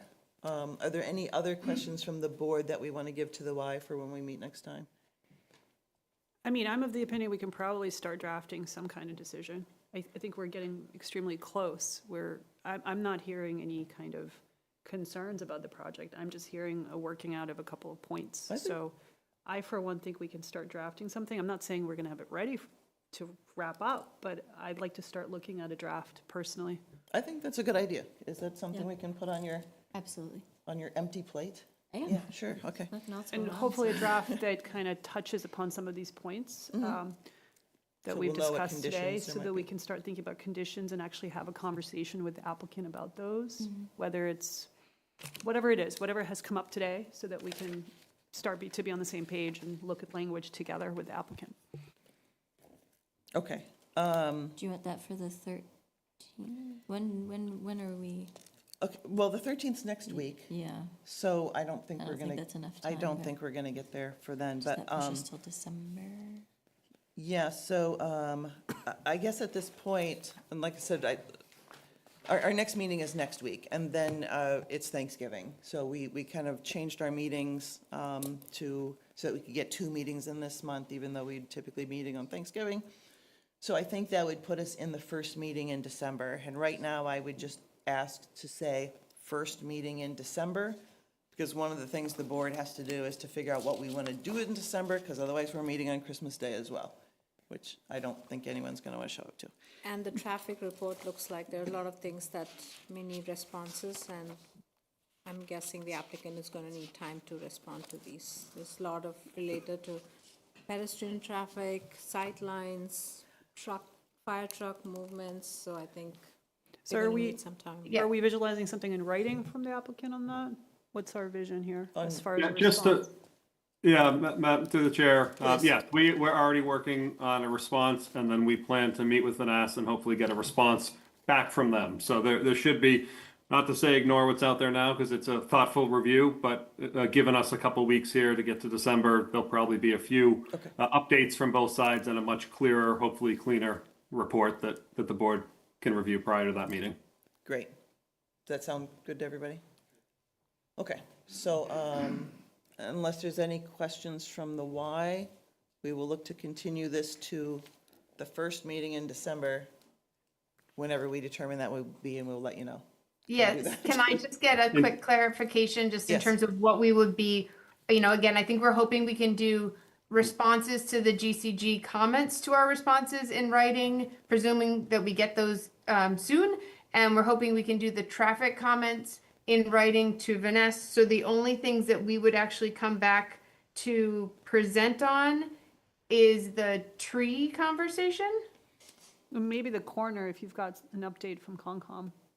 Yeah, so again, for us, if the town can put some pressure on GCG, I know they've been authorized, we really need to get their stuff so that we can get back in front of, we've had to continue our conscom over and over because we're waiting on those, so that's really, really important for us. Yes. So, So then I think it was just, just a an answer about a public bus stop, you know, if the public bus goes Yep. in there, how, the Y's Yep. response to that. Yep. I I think that covers it. that's all the notes that I have, Okay, so. thank you okay. so much. Great, we'll look forward to seeing And you. I guess we're aiming for a draft, Oh. or start to have a draft to work with as Yes, well. and we will be, we'll, For the ask- first meeting in yes, December. have whether Jasmine it's work on a draft decision document that we can start reviewing the first meeting in December. And when are you all determining your December, At the end of this meeting, we'll. Oh, we okay, need- very good, yeah, we okay. need- We need to Yep. look at our schedules and just get a couple things on the calendar. okay, perfect. So do you need a motion to continue? What are we doing? Actually, Madam Chair, if I may, just for the record, for the public record, and in terms of, you know, keeping the meeting open to the public. yep, Should this at this time be continued to next week, just to have a date certain? I just want to make sure there's no issues with continuing at this point to a date uncertain in terms of, you know, public notice and whatnot. I'm okay I- with if we do that, and then if we'll just have to Yeah. continue it out again. And that'll allow us to get our dates in line as well. Because I was just thinking that there may be things that, yeah, I think we'll know the dates that we're meeting after this meeting, but let's do that. Let's continue it to the 13th, but we're likely not really meeting on the 13th. We're just kicking it forward from there. Okay, Great. I'll reach out to Mike Carter and see. okay, so. So you need a motion to continue until please. next week? Are we taking any Yes. public comment on this today? Sure, I'll take public comment on it today. Is there any comment from people in the room or people online on the YMCA? Seeing none, I'll make a motion to continue 30 Memorial Drive YMCA, special permit, site plan review, design plan review, site alteration, special permit, all of that, to next Thursday, which I believe is the 13th of November. is there a second?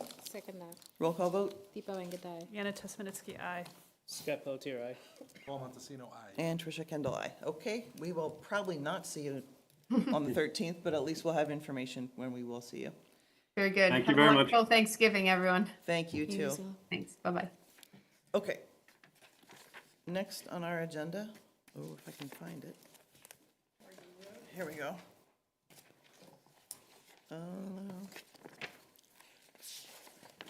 Yes, is 117 Oregon Road, special permit modification. Is Dominica? No, I don't have her. Okay. So this obviously is the same tower that we just did. If you looked at the drawings, I think they sit a little lower on the tower than T-Mobile. The Dominica, who has typically presented the project before, did raise a concern that in our agenda, we have accidentally listed T-Mobile instead of Verizon, and 6 antennas instead of 3, because it was obviously copied and pasted from the last one, which is almost the same. I am going to call this a Scribner's error, that it's in the exact same pole. If town council, or if there's a problem with that, we'll put it on our agenda for next time if there's a problem. I think it's obviously just a small error. Does anyone have any trouble if we just discuss it? And we can go from there. If we need, do you see what I mean? Like, Yeah. this is supposed to be Verizon, and this is supposed to be 3. I think it's pretty clear that it's a boo-boo.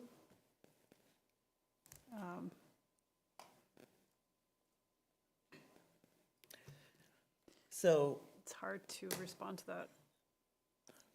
I guess we can go with that and hope town council is okay with that.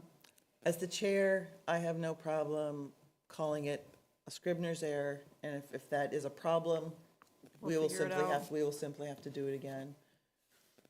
I went through and looked for the things that we noted last time, that one little text that says things are in a danger area. It's not on this. I looked for is there any details that where they're putting something new in the ground? There weren't. I looked at the pictures. Does the tower look like the tower we're talking about? It does. So I think they picked up on the things and didn't allow, they didn't make the same mistakes as they did before.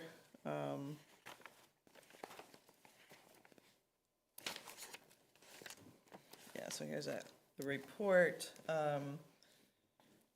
The structural analysis said that it had sufficient capacity, and that is for Verizon. The radio frequency said, I'll write this on a different form.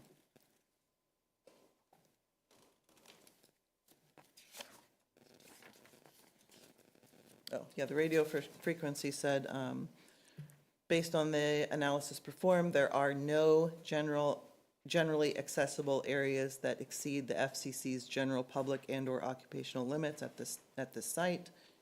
Other carrier antennas were also included in the modeling analysis. So I didn't see anything different from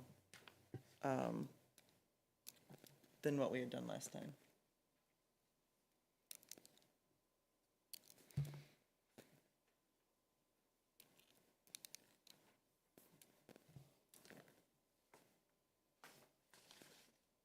I don't have anything to discuss about this. Okay, you're not just sitting there moodily? No. Okay.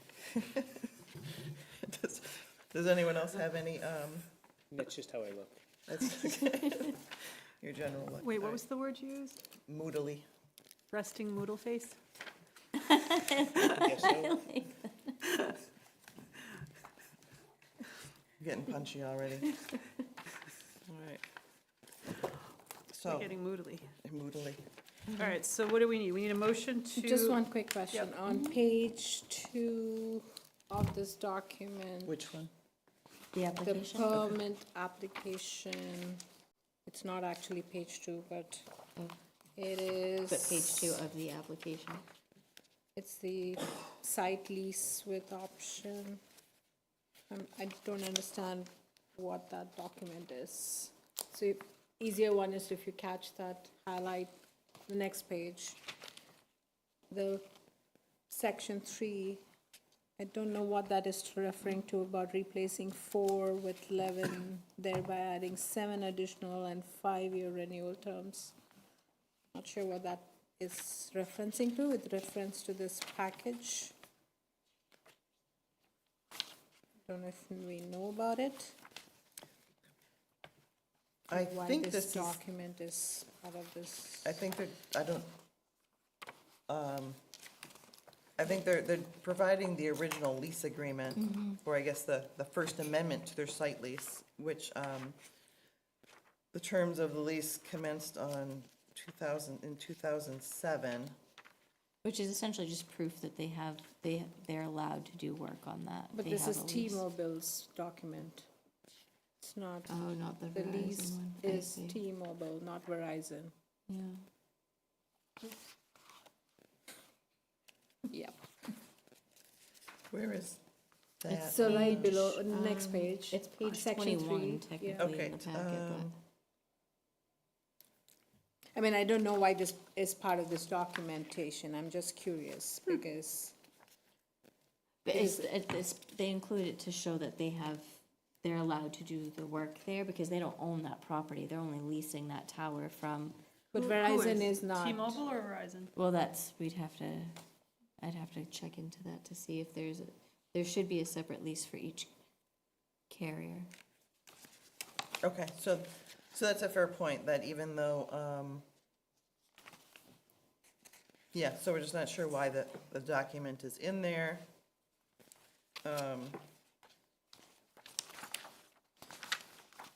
What's our date on this one? It's that we have to, Oh, let me see what was received. that was on my original sheet right here, let's see. cannot continue past November 13th. Okay, so, no, sorry, that's 501.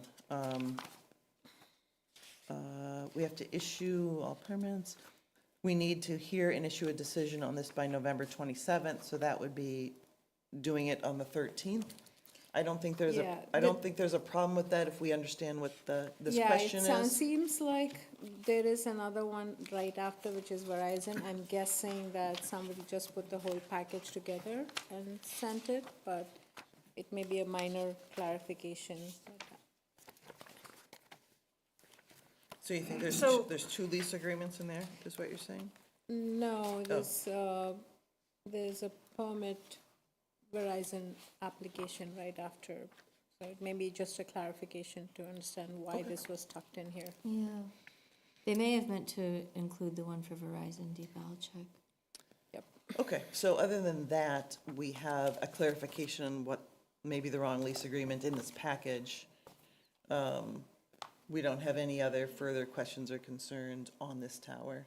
Nope, sounds like we need to draft a decision for So- that as well. Draft a decision next week. Yep. We should be able to, we should With be the able, correct documentation or confirmation, correct documentation, we should be able to, get it signed. Yeah. you're just like finishing my sentences Sorry. tonight. That's okay. Saving me some energy. So we can, vote and sign the decision when we just see that clarification. Right. And that should be it. You can do it with just 4, in case I'm not able to make it. We can, but we would just need all 4, we'd have to approve it, but. Yeah, so we need the rest of us, okay. Is everyone else gonna be here next week? Okay. All right, I'm gonna try to make it, I'm just, Just in case, Yeah. yeah. okay. All right, so, and we don't even need a motion to continue that because it's not a public hearing. Right. Right, okay.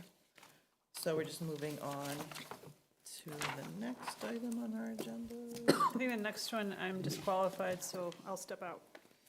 Do we have, Just, okay, yes, just text me when you need me back. all right, sounds Thank good. you. Do you want my fob to get in the office? Do you want my fob so you can sit in the office? Sure. Yeah. Yeah, you'll come get me, or? Yeah.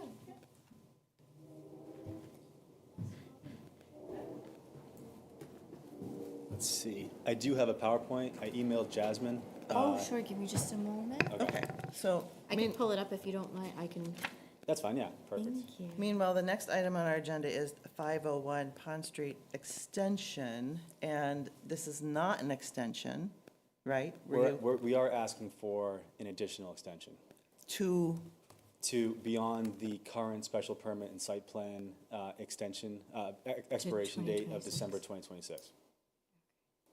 We're asking for a 1-year extension to December 2027. oh, okay, And I'll explain why. Okay.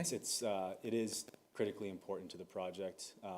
I know that I saw the note earlier this evening about possibly pushing that to October, but I'd love the opportunity to explain why it's important to complete that today. okay.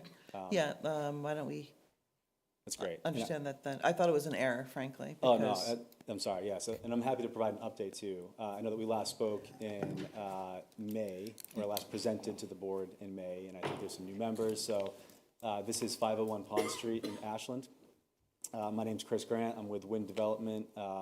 We are the proposed developer. The site is currently owned by Trask Development. Wind Development has not closed on the land yet. We are required under the purchase and sale to close on the land by next month. So part of the reason, if it's a factor in the reason why we're asking for the extension today. So in May of this year, we presented in front of the board. When became interested, we think it's an amazing project, and originally anticipated developing this site under the Momentum funding, which became available through the state to help stalled market rate projects get off the ground. After learning that this site would likely not meet funding through the state with that round, we pivoted to make the project viable for low-income housing tax credit funding. So back in May of this year, we came before the board to ask for a modification to the special permit to increase the amount of affordability at the project to make an application to the state for LIHTC funding possible.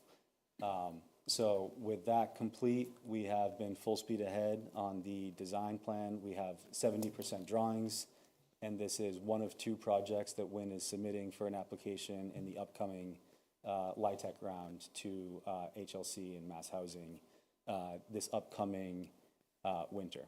So the NOFA for that round was released last week.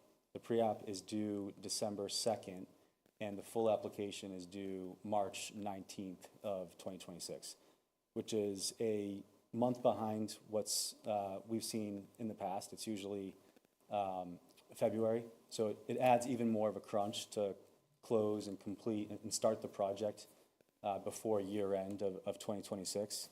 To give an example, the 2 projects that we had awarded last year, there's one on track to close before year end, and if it does, it'll happen in December. So, with that month lag on when the application is due, it creates even more of a crunch in 2026 to start the project.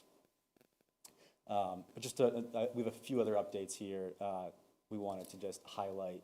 I think there's a couple of design changes that we have implemented. Nothing on the outside, the Were exterior. you done with that last slide? It's they kind of. Because I wanted to go through if there's anything on there we should know. Yeah, they're similar. So, just some of the high level. So we talked through the schedule. No change to the overall unit mix or number of apartments in the project.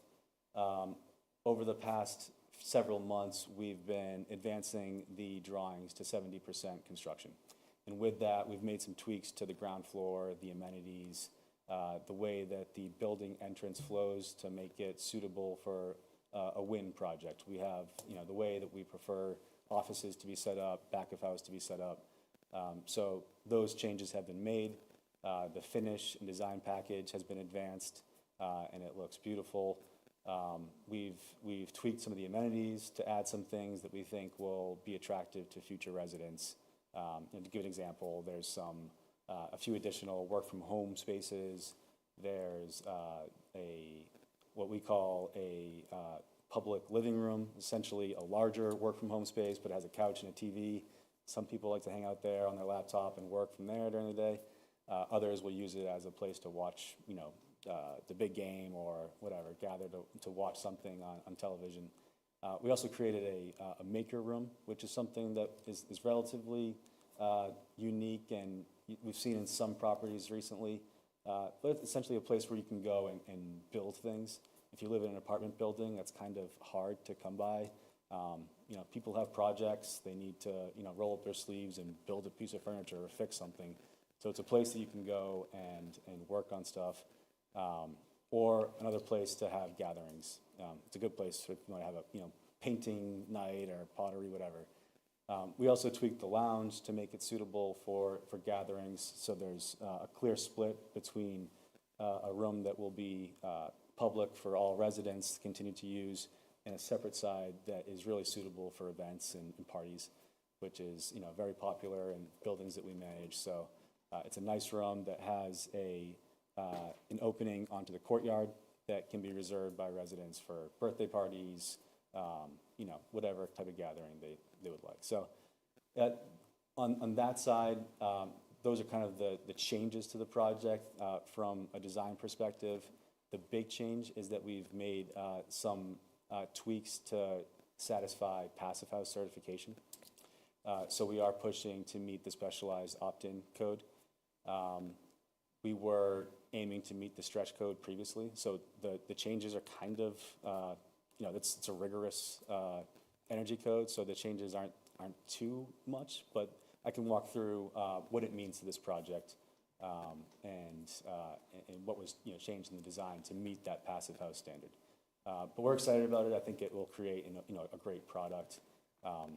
WIN Development is very dedicated to sustainability, and I think it's important to note because the second request that we're making ties into that.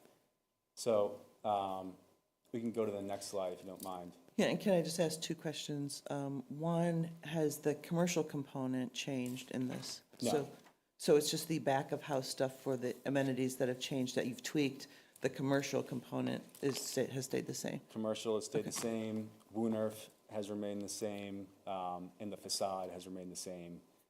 We know that, you all worked tirelessly on that design, and we're all very proud of it, so we're happy to keep that as is. So in the process that you are in now, is the deeper discount, the deeper affordability numbers that you gave us in the spring, that's what your application is for in that process? Exactly. So Okay. this coming next month, and there's a pre-application, which is essentially a high-level overview of the project. We submit that to the state, they review and respond back saying, project looks great, you're invited to apply to the full round, which is in March of 2026. And the full application is more intensive. It requires to have the 70% drawing set complete, as well as a number of other third-party reports. So essentially, you build out the full development plan. And so that's part of the reason why we've been advancing the drawing set to where it is today, so that we're ready to make a successful application. And we've previewed this application with the state. They're excited about it. I think it checks a lot of boxes. It's new construction, passive house. There's, I think, a limited number of new affordable projects in Ashland. So it's something that, at least on their initial pass, they seem very excited about. And it's one of WIN's top priorities. We have 2 applications going in, which is typical for us. So it is something that we're fully committed to. And if we apply in this upcoming round, we're very confident that we'll see this project through to a funding award next year. For the benefit of our new members, can you remind us what is that mix of affordable component, where we were before when Yep. Trask had, and what really changed after you took over, plus the square footage of the commercial space that was locked in?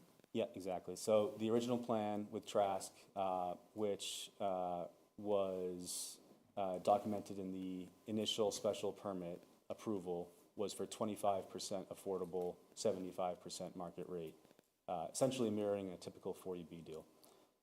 The change that we requested in May was to modify that income distribution to 15% market rate, 25% workforce at 110% AMI, which, if you look at the rents, are comparable to market rate, and then 60% at 60% AMI. Thank you. And then the commercial square footage is in that 6,000 range. 6,000? Yeah, we haven't touched it. It's in the if you look at the rendering, it's that corner of the building on the top picture that you're looking at. So it's directly adjacent to the Woonerf in the front. So we can probably go to the next slide.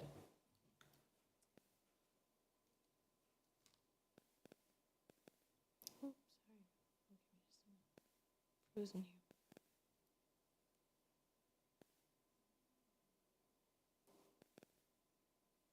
Let's see if I can get it. Stop it.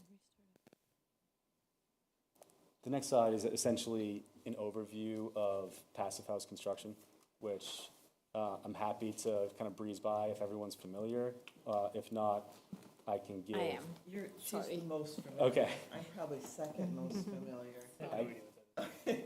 So maybe give us an overview, but you don't need to go into all the details. Yeah, okay, so here it is. Okay, so essentially what it is, so passive house design standards are an ultra-efficient energy use design. So passive house uses very little energy for heating and cooling, reduces the energy bills for the residents. The design is airtight and well insulated, so we're layering on a lot of additional insulation. The building envelope, walls, roof, windows are super insulated and airtight to keep indoor temperatures stable and drafts out, so further reducing the need to use heating and cooling. Fresh air, so there's increased ventilation system with heat recovery that brings fresh air and removes stale air without using and wasting heat. Very minimal cold spots or overheating, and tested and verified. So the process is pretty intense. You have to get certified. We submit energy models up front to get pre-approved that the systems being designed meet passive house standards. And then the building has to meet strict performance standards and ongoing inspections throughout construction. So someone's there every step of the way to make sure that the building is being constructed according to the passive house standards. And I can give you, the next slide kind of takes that at the high level points and shows what we're actually doing to the design at 501 Pond Street to meet those standards. So we've improved air tightness at the balcony doors. Instead of having sliding doors, we've designed in-swing and out-swing, so we add that compression seal. Continuous insulation on the exterior of the sheathing, increased roof insulation from R35 to R50, continuous slab insulation.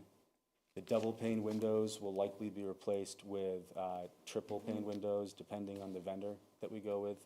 I think double pane is possible, but there's only a couple of vendors that we could go with.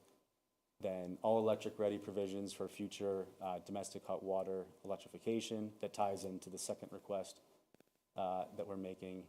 Solar ready, convert the in-unit ventilation to central to reduce the exterior wall penetrations and louvers. And then the whole building will undergo blower door testing to ensure that the building is airtight. A lot of that is required under the new stretch code. So it wasn't a heavy lift to go from what we were planning on doing previously to passive house, but I think it goes a long way, especially to folks who are appreciate and want to live in the most sustainable building possible, and I think it'll go a long way with the state and our application for funding as well. In the new energy codes that were just passed in the last few years, the passive house standard has become, if you do passive house, you're in, that's good with the state because it's at a high level, at the most strict level of sustainability. So we can go to the next slide here. So just a quick overview of the timeline. The initial special permit approval was in December of 2022 with an expiration in December of 2024. The previous owner, or current owner, applied for the special permit extension in December of 24, which was approved and extended the deadline to December of 26. Wynn entered and got involved around the beginning of this year in January. We came before the planning board in April and May of this year to seek the modification to the special permit and site plan to increase the affordability. And then here today to request a few more tweaks to help solidify our plan and funding package to the state. The future deadlines, I don't think it's here, but we, under our PSA, purchase and sale agreement, we are required to buy the land by next month, December of 25. The pre-application was released last week, which is the first funding application to the state for LIHTC financing and the bond, as well as other HLC subsidies that help fund these projects. So that is due December 2nd of 2025. The full application is due March 19th of 26. Then funding awards are, we don't know. There's typically in the past, they've come out around June, July. Given that the full application is a full month behind, previous years, it could be the same. It could be July, August. So likely sometime in summer, either early or late summer, funding awards would be released, at which point we would know if 501 Pond Street was awarded, or it is possible that it gets kicked to what's called the mini round. So there's 2 application rounds per year. The first is the one that we're outlining here. The second is a mini round, which is essentially, you reapply at some point in the summer, which would, if we ended up getting bumped to that mini round, we're pushing ourselves further into, closing in 2027. Construction start, we would make every effort. This is, once we apply for a project, we're committed, and we're making every effort to close as soon as possible. The special permit expires in December. We think it's very unrealistic that we're awarded and closing and starting construction before that deadline, Q4 26. We would make every effort, but I think that the realistic timeline is some point in early 2026, assuming we're awarded in that first round and not kicked to the mini round. And then completion, we're thinking as of today, it's roughly a 24-month project, so a 2028 completion.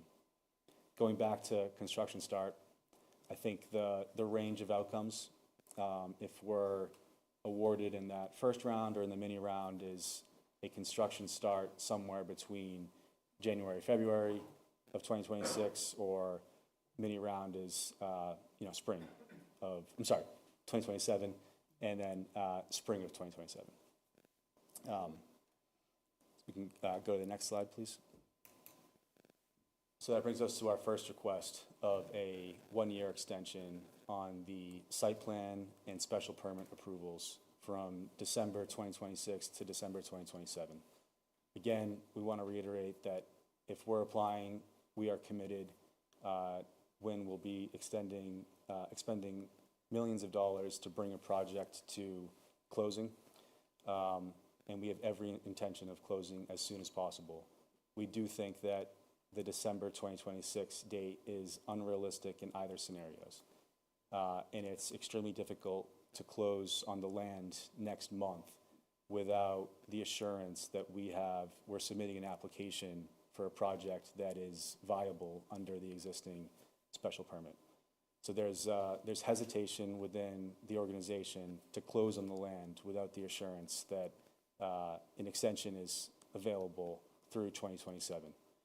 And I to repeat myself, but to reiterate, we're even with the extension for a year, we would be making every effort to close and start construction as soon as possible. It's in our interest and everyone's interest to close. So we wanted to talk that through. I know it seems like it's far out, and but we're not just coming here to buy insurance. It's real, and I think it would provide the assurance we need to close on the land next month and push forward to submit the application and make a push. I'm curious to see the rest of the wish list. Okay, yeah, that's request 1. There's a second request. So we, as the special permit and site plan approval as currently approved, request electric for domestic hot water. Right now, across our portfolio, we're feeling a lot of pain with electric costs. And for domestic hot water specifically, the difference between electric and gas is roughly 5x. It's not just a problem on the operating side. Obviously, it's a greater expense, which means that there's less money available for other important operating expenses, but it's creating a problem on the underwriting side as well, because these projects are difficult to finance, and every dollar on the operating expense side counts. Anyone familiar with these pro formas, you'd know that the operating cost for a new development such as this, it typically ranges in that $9,000 to $11,000 per unit. So if you look at the difference between what we're seeing currently in our portfolio on electric for domestic hot water and gas for domestic hot water is roughly 580 per unit versus 145. So 5x today. We expect that in the future, electric costs will come down, and we're building in the functionality to switch over to electric. So we're not asking for today is that we're committing. We're asking to design and install gas, domestic hot water, and that's it. There's no going back. We're designing in a hybrid system that would allow for a switch over to electric when the climate stabilizes, costs come down, and we can make that switch, which we'd be happy to make. Again, we're committed to sustainability, and we'd be excited to switch over to electric when those costs stabilize. So yeah, we're building in a hybrid system, which is essentially a heat pump for domestic hot water that could run on electric or gas. We design a larger electric meter system to add on to allow for the increased usage of the electric heat pumps when we make that switch. So everything would be ready to go, designed for true ability to switch over. There's no additional work needed in the future. But it would help us on two fronts today. Getting the project underwritten, which is getting more and more difficult every day. There's costs going up across the board, construction costs, tariffs. It's a big number right now that we're not used to seeing, and it helps us underwrite gas, the 145 per unit versus 580, which just helps things get financed and closed. And then obviously on the operations side, if this persisted, it helps the project remain viable and above water. Again, this is a primarily affordable project with fixed income and revenue. There's a small market rate component, but the revenue side is mostly fixed, and the expense side is can grow at any rate. So it's a little bit of relief that we're asking for to help make the project viable and help make our application to the state successful. And the gas does not affect the passive house the designation or status. It doesn't. I should have mentioned that. So it is allowed under passive house. Right. The gas is only for domestic hot water? Only for domestic hot water. So the solar panels that's proposed is for all other electrical requirements in the building? Well, we'd have solar, but we also have electric HVAC. We have electric, electric HVAC, and then the ability to electric cooking. Lights, appliances. Exactly. Yeah, electric cooking and appliances. Exactly.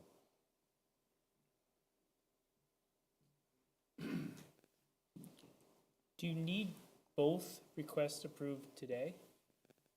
That would be extremely helpful. Again, we're submitting or aiming to submit an application in 1 month, December 2nd, and hoping to close on the land next month as well.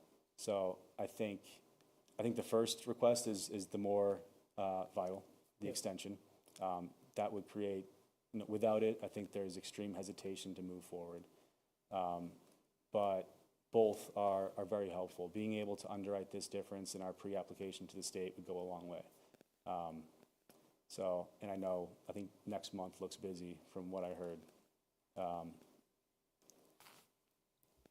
And when is the design team looking to complete their construction documents?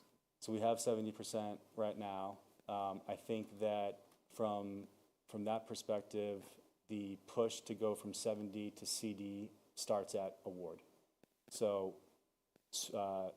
summer of 2026, we're awarded. We're doing a lot of diligence between then, but the push to go from 70 to 100% CDs kind of happens in that time frame of summer to early fall of that year before construction start. So this particular ask would be helpful for your application now in December, but from the drawings perspective, they don't need it till next year because this has got engineering impact. Absolutely, yeah. We have some engineering impact here, but we have time to get this incorporated into the plans. I think having the approval here is enough for the state to underwrite this. It doesn't have to be incorporated in the design set. Chris, question for you. Is that site ready to handle the gas that you're talking about? Because we just got a whole new 126 finished, paved. Yeah, it's a good question. It's something that we should talk about. I just went through hell for the last 4 years. Yeah. So, They're not going to dig it out till 2027. Yeah, it's a conversation that we'd love to have. So I can't answer that right now, but we should revisit that soon. Is the town being kept in the loop, or, about your progress through the system, of the state system, of the affordability process, the lending? Is that something that we're kind of aware of? I'm happy to provide updates as we go along, especially once the application's ready. Send a note to everyone here saying application's in, this is a summary of the package, and then when the invitation to apply for the full application comes in, happy to email the group here to keep everybody up to speed. Yeah, I mean, on the one hand, I think, I'm understanding the date now, given the, given the calendar that you're looking at, and that I don't want there to be any doubts in that. So I don't have a problem extending that calendar. The gas I personally get too. We put in a heat pump and the thing's expensive. Let me tell you. On the other hand, we just get through a comprehensive plan process, and we have a document about that and about sustainability. So I want to be sensitive to that, and the different parts of that document. This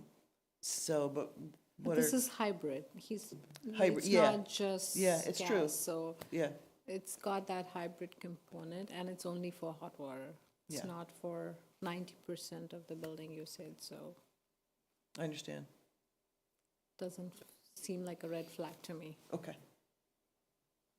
hot water is for the heat as well, or just hot water? For the heat, yeah. No, it's for the heat. no, hot Oh, water. sorry, domestic hot water only. It's for showering Domestic hot and water. Yeah. dishes No, and yeah, exactly. It's No, not electric. forced hot water baseboards. No, absolutely not. It's more electric heat. industrials. Yep, Yeah. sorry, Okay, apologies. okay, yeah. For washing and bathing, hot water. Scott, you're good with the gas? Yeah. Okay. Hybrid. Hybrid. Hybrid. Well, I mean, it's not, it's hybrid. You mean the capability is hybrid? We can switch over. Yeah, you can at switch any over, point. but it will be just gas at this point. If nothing changed from right now, If nothing changed as of Domestic right hot now, water we is would gonna be probably gas. switch on the gas. yeah, gotcha. That's what I thought. Okay. All right. Well, are we ready to do this today, or is anyone just? Yeah, I think we can, right? Just He had a very compelling presentation, so I don't see any reason why we should not. once you, on timeline wise, so once you guys get approved for your, you buy the land, you put in your proposal, you get funded, you will then come back to us for kind of final touches on the design of everything, or are we done now? Like, We I'm do have asking because I don't know the We have an process. approved special permit and site plan, but we're more than happy to keep you informed throughout the process and provide updates. Okay, yeah, I wasn't here for the other Yeah. times you guys came, so I was just asking. You so. missed the 1 year fun, Yeah. I'm the sure 11 it was o'clock. extensive and awesome, so. I heard there's a lot of fun. the 11 o'clock nights, sure. But I do want to, before we do anything, I want to open it up to public comment. We don't have too many people in the room, but we have some people online. If anyone wants to make a public comment about this project, this agenda item, please raise your hand. Anyone going to raise their hand out there? Okay. This is a tree question now. Okay. This is for the property that's 501 Pond Street. That- That's the property between Golfit and the senior. That's the one. Yep, Correct. that's the one. So it's a housing project? Yeah, that's right. Okay. Because I mean, the only thing, like, I didn't see I came in late on the pictures, and, like, I seem to remember years ago, I used the Speedway, for example. The Speedway was designed like the Speedway because it was supposed to be aesthetically pleasing to, they were modeling 126. Could you step to the mic? Sorry. They were modeling 126 to, it was either Salem or somewhere else, I can't remember, but that whole corridor, everything is supposed to look aesthetically front-wise, so they were wanting the Route 126 development to look a certain way at the time. I mean, we're talking 30 years ago, so I don't know if the town is still leaning towards that way, or... Because I don't think we want another situation of where we just had next to Federated Church. You know, I think, you know, we want still that small town Ashland feel. Yeah, we, obviously, I mean, one of the original images showed that it's 4 stories, I think. 4 stories. But it is a project that we worked really hard on for a year, the planning board did with the applicant. So it's not a small building, but it's next to a big building as well. Yeah, yeah. It's also set back further. It's set back. It's set back further, like There's this- toward the, what's that, those condos behind Shaw's, don't they run that whole length? Like, Yeah, The parking it's lot's kind of in along. front Right, of it and stuff, yep. right? Like there's a, yeah. They border that. Yeah, but it's in between that. It's Yeah, in between so, that. Yeah. So, it is a project that we're very careful with the design of it. But I understand, definitely understand your concern. I'm not sure what the design was for the 30, you said. I mean, if 30 you years look at the what's now the Speedway, the front of that, they wanted everything kind of looking like that, where it had the white post, the tan, and, you know, having that, you know, not looking like Framingham, but looking like a small, you know, back roads country town, you know. Yeah, probably with the Pond Street Overlay District that went in, I think, after that. I don't know what year that was. That probably changed a little bit in the nature of that town, and that kind of resulted in getting the money to redo that road. I'm not sure what the timing of that was when it was adopted, but yeah, it wasn't here 30 years ago, so in Ashland anyway. Yes, I'm not sure,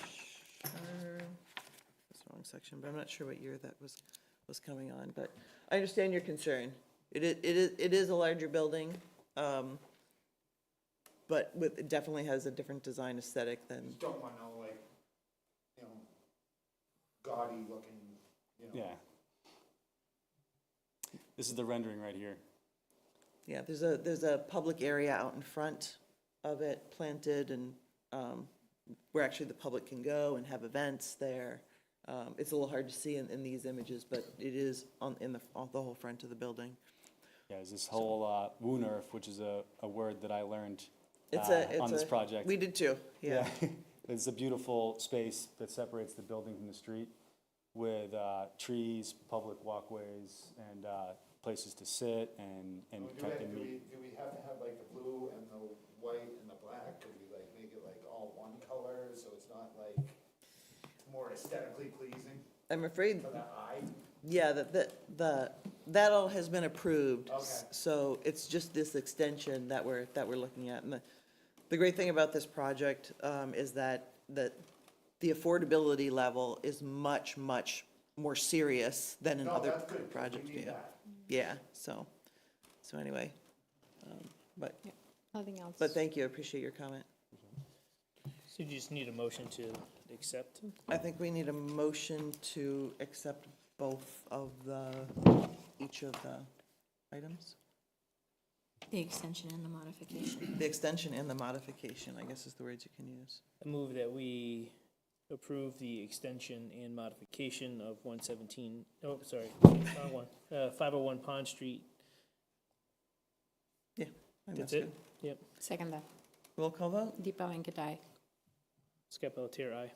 Paul Montesino, aye. and Tricia Kendall, aye. So, Thank you very much. you're good, and good luck, and if you would keep the town informed, Thank you. I We'll would keep you appreciate updated. it. Okay, All right. Thank you. Appreciate it. Thank you. Thank you, Chris.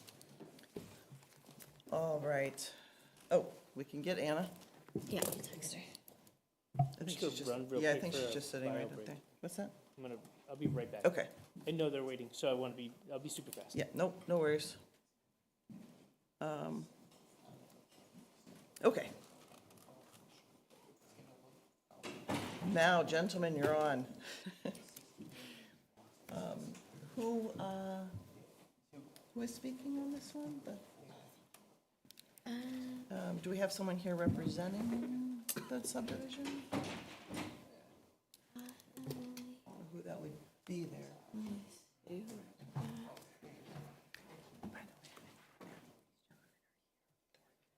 There, we've been talking to them. And I had Jasmine let them know at the very beginning that'd be a while before we got there. But just, there is no public comment for a preliminary subdivision. There's no public comment for actually any land use, whether it's an A We still have it. You may still, but it's not Because I think there required. might be people online too. Yeah. But just keep in, like, this is very Yeah. Yeah.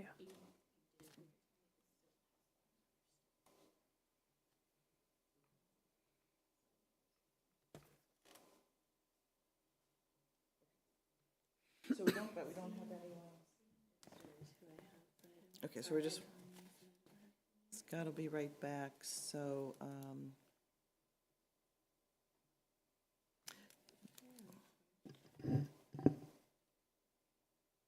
just waiting for our other board member, before we start, but, a question, Jasmine, they knew they were on the agenda for tonight? Yes, Okay. they did, yeah, And have they been getting some updates about the other discussions we've been having about this? absolutely. Okay, so they may have decided not to come. Okay. That would be unique, but they may have. And we haven't received any email or any, No. and these aren't about continuing. We don't continue these necessarily because It's not a public hearing. not a so public it's- It's just feedback on the preliminary design. okay, all right, interesting. Pull it up. So. Okay, Scott, to review the few questions I was asking Jasmine on this, our last official agenda item for the evening, the Caroline Drive preliminary subdivision, there apparently is no one here representing the applicant. It's not you three, right? Right. There's no one here representing the applicant. Unless there's someone online, I don't know who Al Kennedy is. If there's someone online representing No, it's not, no. this applicant, they Okay. should let us know.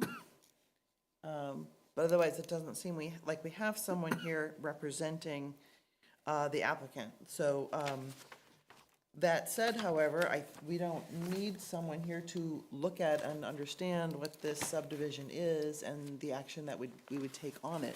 'Cause you're gonna correct me if I'm wrong here, okay? So, and you have the drawings, right? So, Jasmine, can you just explain preliminary subdivision? Absolutely. So the way a preliminary subdivision works is that they're literally coming in and saying, we have a draft subdivision plan.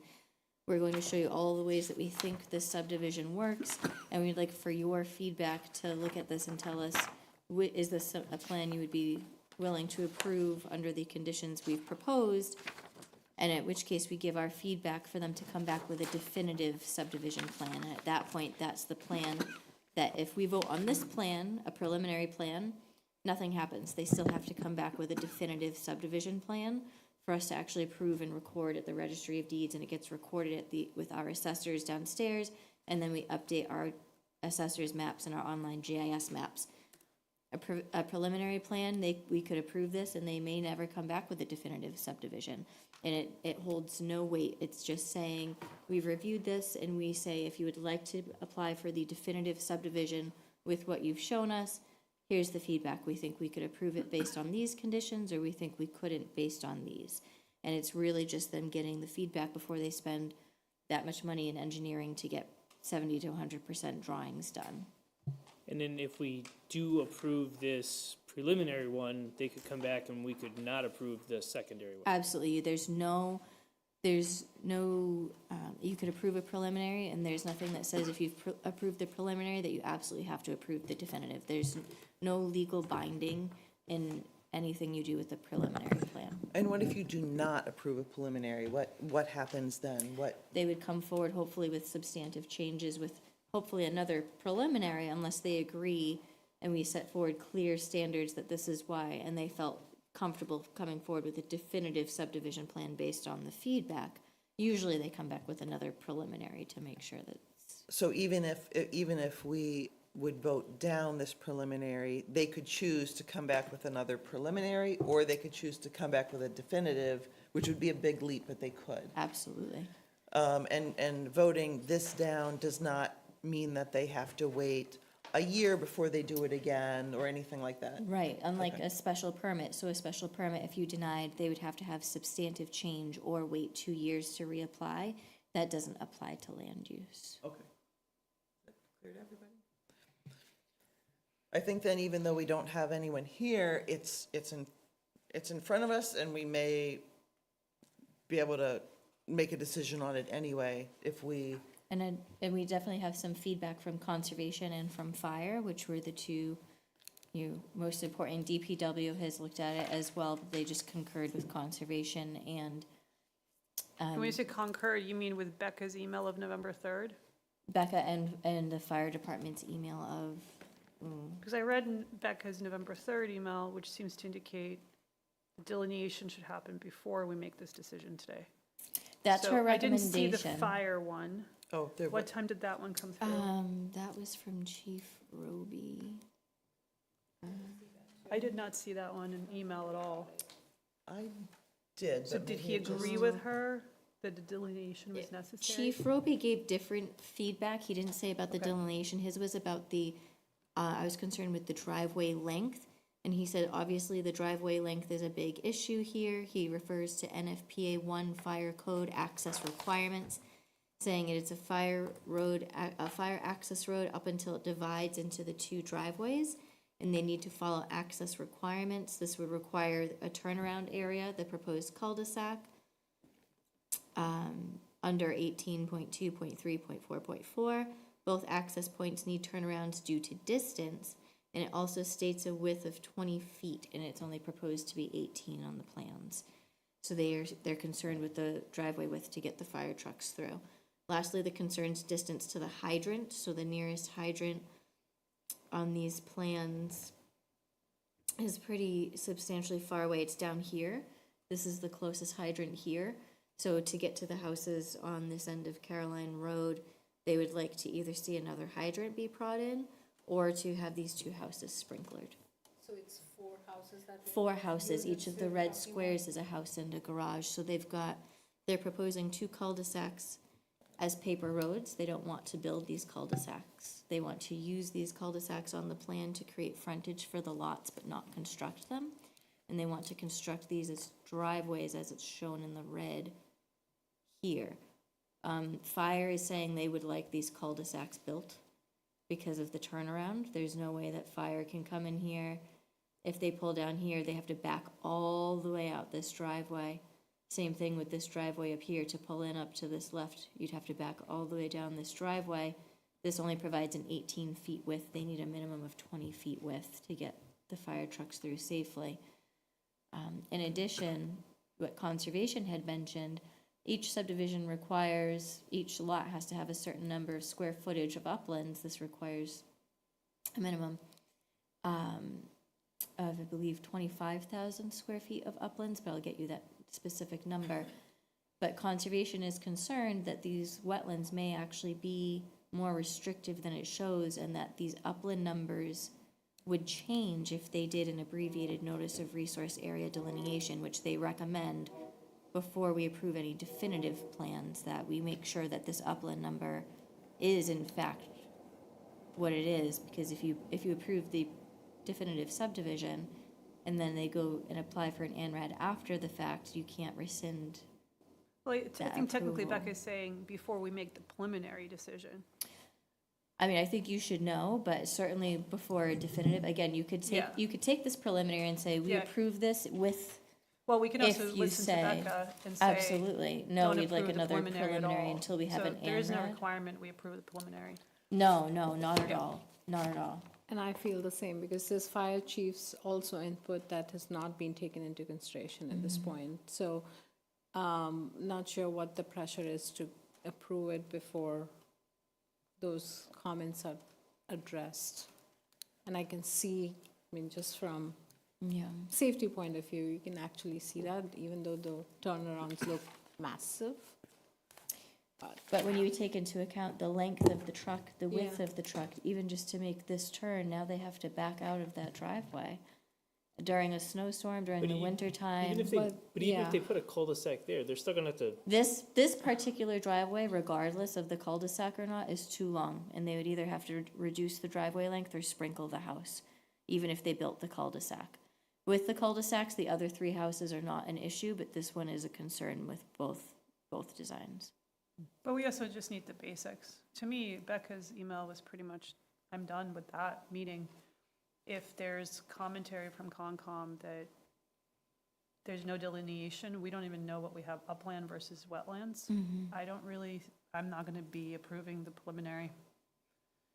That's my position on this. Yeah, apparently they're showing wetlands on there, but they're not verified Right. wetlands. So it's, the calculations that they could do on the buildable lots, we can't really do those calculations because the lines they're giving us aren't verified Nor can we wetlands. comment on this as well, because there's no delineation. So, I want- seems extremely premature. I want to though, make sure I want to make sure I offer public comment on this. We have, I just have some, like, Oh. logistic questions, because Yeah. it's just listed as 0, right? But Yes. there's 2 different entrances, and so is this the real 0? Okay, well, if somebody can. Yeah. So technically, right now, this is all one lot. So their proposal is to divide this into the 4 lots, and we would assign the addresses after. So it would be, right now, this is one single lot listed as 0. I believe it's Caroline. But this is like I'm trying to speak loud, I'm sorry. This is a dead end. Yep. What's this? That's a dead end as well. Oh, there is a. So, there is- Yeah. so if so, you, but wait, No, wait a it's minute. just a Sorry. lot. So, This is just a lot right now that they own. So this is just no, they don't own that. That's an easement. there's an easement. an back to easement, it. sorry. But there's nothing constructed there right now. This It's is grass. So to follow procedure, you need to state your name and address, and then you can proceed with your comment. I'm Brian James, 29 Adams Road, Ashland, Mass. Born and raised here, 44 years. All right. So if you come down Elliott Street and you take a left onto Caroline Road, you go down Caroline Road is a dead end. But it veers left onto Adams, and that's when Adams starts. And then Adams goes all the way to the end, and it's a dead end. My house is the last house on the right side after the easement. So you're this corner right here? I'm that last corner house, yes, right there. That's my house. That's all woods, and there's tons and tons of 80 to 100-year-old trees. Specifically right on the corner, right where the fire hydrant there's another house across the street from mine. That fire hydrant right is at the end of their driveway. And as you take that turn onto the easement, it's a very rough corner, and there's a 100-year-old oak right there. So to get that turn, to get a fire truck in, it wouldn't even be able to make that turn unless that tree was cut down and several other trees were cut down. The only other fire hydrant at the end of the street is at where, you know, Caroline turns into Adams. So there is a fire hydrant already There's down there two. somewhere? Okay, There's two, but they're on the other side of the street. Okay. Not on my side. got it, okay. They're on the even number side of the street, not the odd side. So it's maybe not marked on the others. It seems to be marked here, but it's not marked on that, down Yeah. there. Okay. Great, great, thank you. Any other comments? Can you use the microphone?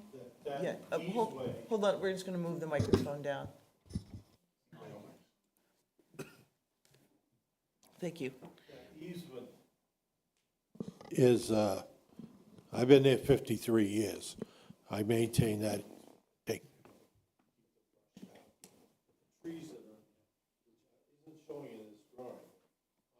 Between my house and the house next door, where the easement is, there's a line of trees there that goes down. And then it goes into his property. And I'm just trying to figure out why it's a 0 Caroline, but yet we gotta come down to Adams to get into down there. It just doesn't make sense to me. I might be wrong, but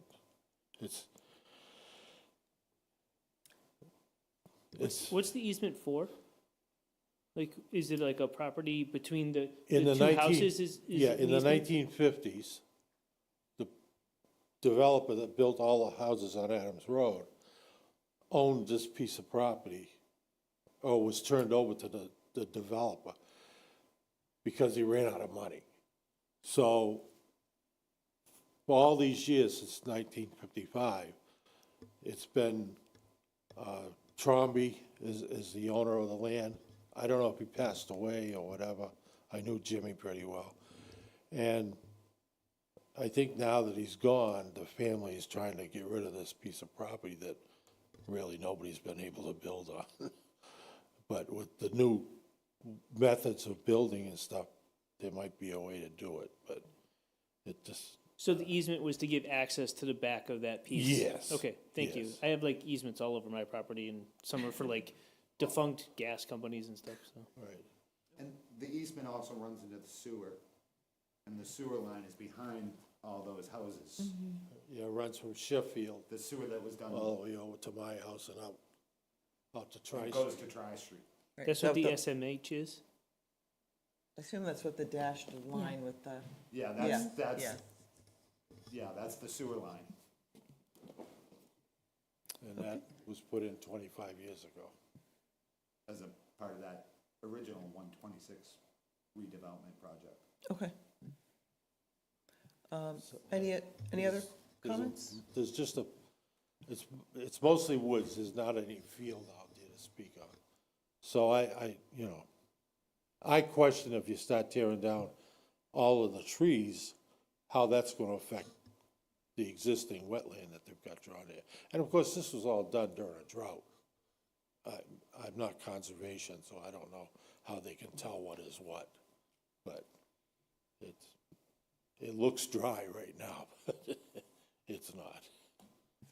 That's all Thank you. Thank you. I'd also like to make a comment. Tyler James, 29 Adams Road. Also, for both of the different properties, especially the one on the right is it's very kind of hilly and steep there, so I don't even know if they'd be able to build those roads, because that picture doesn't do the terrain justice, and it doesn't do the wetland justice either, because it does get a lot wetter there, like he said, and they've both said. And even for one on the left side too, the terrain's also difficult because of that easement that both us and our neighbors to the right of that easement on the left have both kind of like used it over the years almost, except for that middle part where there's trees. Okay. Because Yeah, great, thank you.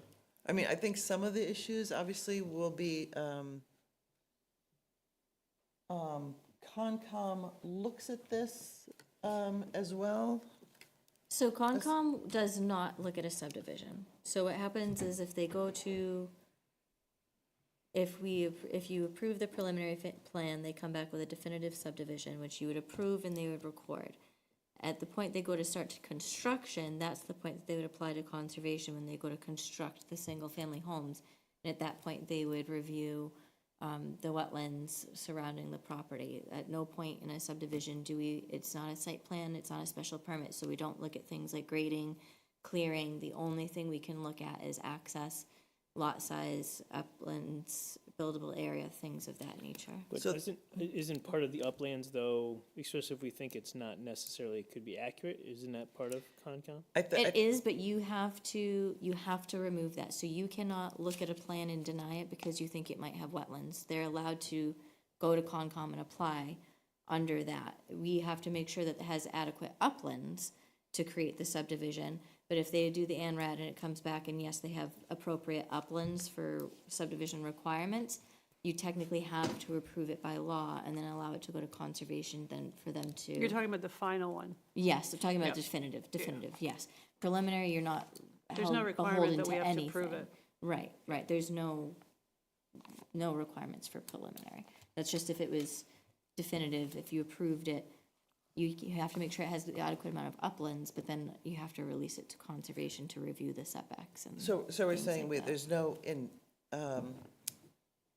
a way, there's no way we can verify the amount of uplands because the ANRAD hasn't verified where that wetlands line is. Right. And so we they- can't measure the land properly. It can't be Exactly. measured properly. So it's a guess right now if there's enough land to do this on all the lots. Like, Right. some of them are, if they need to be, 25,000? But the ANRAD would be very separate, so the ANRAD would tell us, which is what we would want, would tell us the amount of uplands, but then they, after that, even after, say that does satisfy all of the requirements, if it does get approved, they still have to go to conservation to file to build within that area regardless. So the ANRAD isn't like a blanket approval, it just Right. tells you, we know That it passes exactly. our It's just a this is where it is. delineation. Exactly. It's not an approval of any kind, it's just saying we're confirming the wetland Margie's line. raising her hand. I'll take the public comment from online. Margie, can you state your name and address for the record, please? Margie Gassell, 8 Adams Road. I had some concerns about this project, but after hearing what was said before about the concerns from the fire department and the fact that Becca said that delineation should come before approval, and the fact that the applicant isn't here, I don't know why you would give a preliminary approval at this point. Yeah, I'm not sure if there was a miscommunication. We don't know why the applicant isn't here, so I can't make a call on that. Well, regardless, I would Yes. urge you to wait before you make a decision. Right, thank you. Thank you.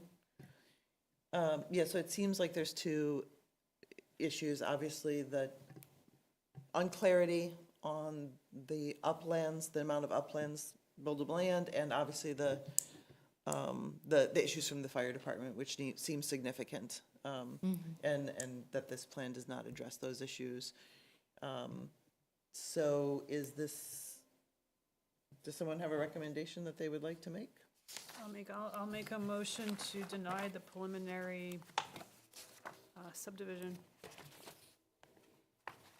as we've discussed.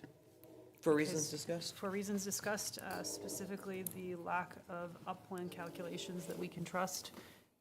It's essentially a theoretical concept that's not, I don't think we have the ability to just, in good faith, approve it. So, but to be clear, I'm going to make a motion to deny the preliminary subdivision for Carolina Estates.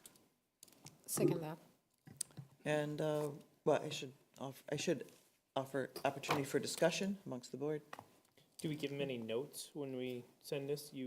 I'll write up a memo saying this was denied based on these criteria, and it'll be the lack of wetland delineation And to fire Margie's department point, I wonder, like, the applicant is not here. I wonder if the applicant was not here because they saw that email.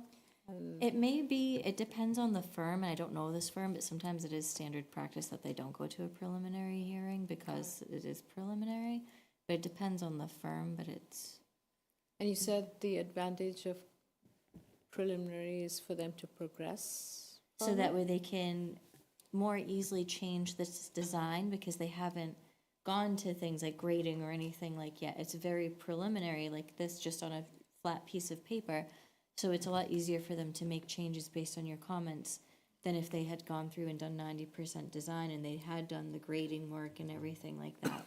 So in theory, we could have said yes with some conditions, basically. Right, and then they would come forward with a definitive plan with the NRAD and, you know, response to fire's comments technically. So the reason for that, I first started off with seconding that, but then I stopped to think, like, should we get back to the applicant, share our conversations without saying denying the application at this point, because it feels like that's. Well, we can still deny this one, they can bring another one next week, right? It doesn't. The only Does that thing is have there's a fee, there's an application fee each time, but it's up to the board. You have the ability to waive any application fee if they so request it. What is the fee used for? How much is it?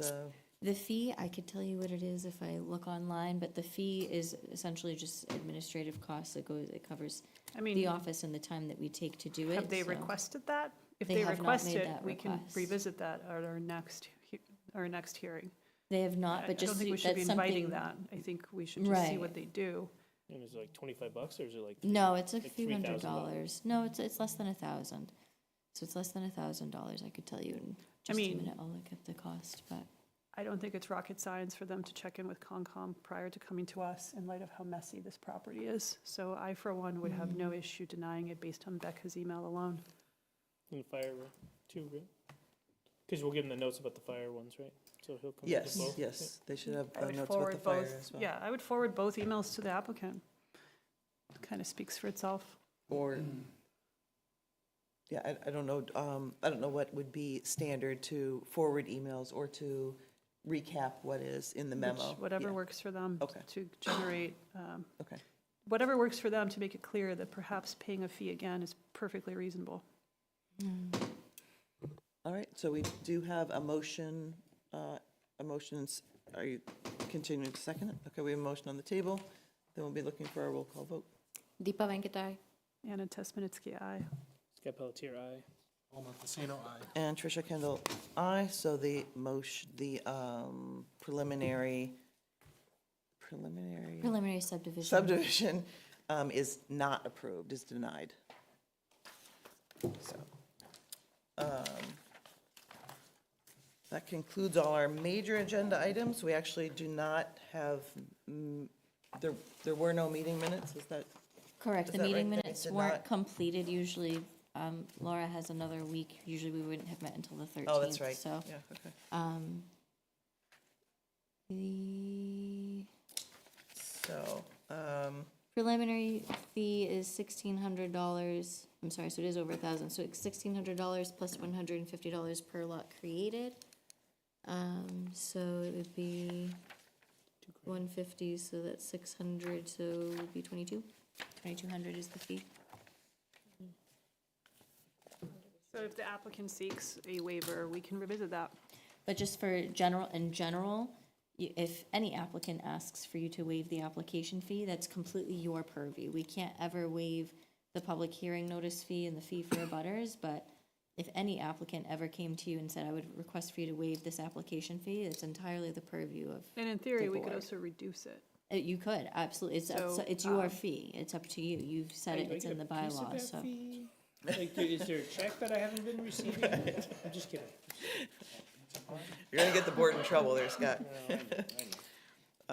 Okay. Why don't we see how the applicant reacts to our position, and if the applicant seeks some sort of mitigation or reduction, we can revisit it. All right, I'm sounds good. surprised that for $2,200 they didn't show up. It's Yeah, not, I mean, I don't know. unfortunately, not entirely uncommon. Sometimes, especially if they think it's like a slam dunk. I can't imagine they would, because you asked those questions about, yeah, so. Yeah, Could maybe be an that's part of it. experience. It could be. All right, so we do have a, let's see, I don't know where my copy of the agenda is that I've been writing on. It's a mess here at my desk. I think I might have it on my computer if you want it.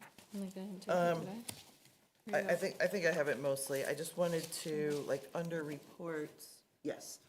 So under reports, the current one differs from the one, the binders, that I kept comprehensive plan on there, because I think soon we will need to do comprehensive plan implementation committee Yes. perhaps, so we might as well just keep it there as a placeholder. Is there anything to report from CPC or Metro West Regional Collaborative? No, CPC, we just got a couple things coming to, the town meeting. It is confirmed that the, YMCA is not gonna be presenting theirs at the time for the fall, so maybe in the spring. Okay. But Okay. issues to do with easements and fundraising. Deepa, anything from Metro West Regional? I believe there's another meeting that's coming up that I just saw an email today. Yesterday, they just sent it out. Yeah, It's just like a breakfast meeting. Oh, like on the something in person? 12th at 8:30. Yeah. Yeah. All right, So more to come. great. As for planning updates, we will now take the associate member search off the agenda. Yay.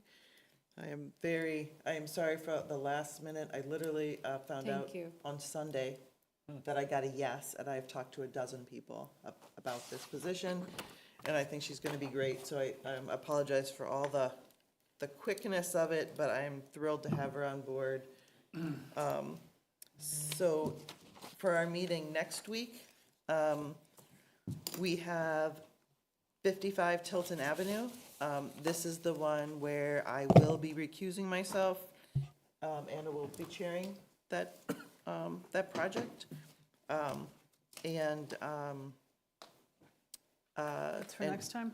Yes, it's the opening meeting for it, and Angel will step in as our fifth member. We will also be hearing having the in-law bylaw public hearing. I assume Doug Scott will be joining us via Zoom, yes. We'll be here with that one. Yeah. He's the building inspector. He's the building commissioner, yes. yep. So, and to review that, and then we do have Metro West on because it was continued to the 13th. Only because it was continued, but they have nothing to present yet, so And they're just going to, they gave us an extension until January, but they'll probably be continuing at least until, if not December, January as well. So does that mean that they will have to? They'll have to submit a continuance. A continuance. But they've So given we'll us be the looking for extension. that as to where Yes. they want to continue Right. to. Okay, and so the other thing, and then Oregon Road will have to come down to get signed. A few things might need to get signed. YMCA, we continued to the 13th because we don't know where else to continue it to. So if people can look at their schedules again for December, so this is kind of the last thing we have to do. I put this on the 13th, but we might as well talk about it now. We have, December 11th is our regularly scheduled meeting. yes, and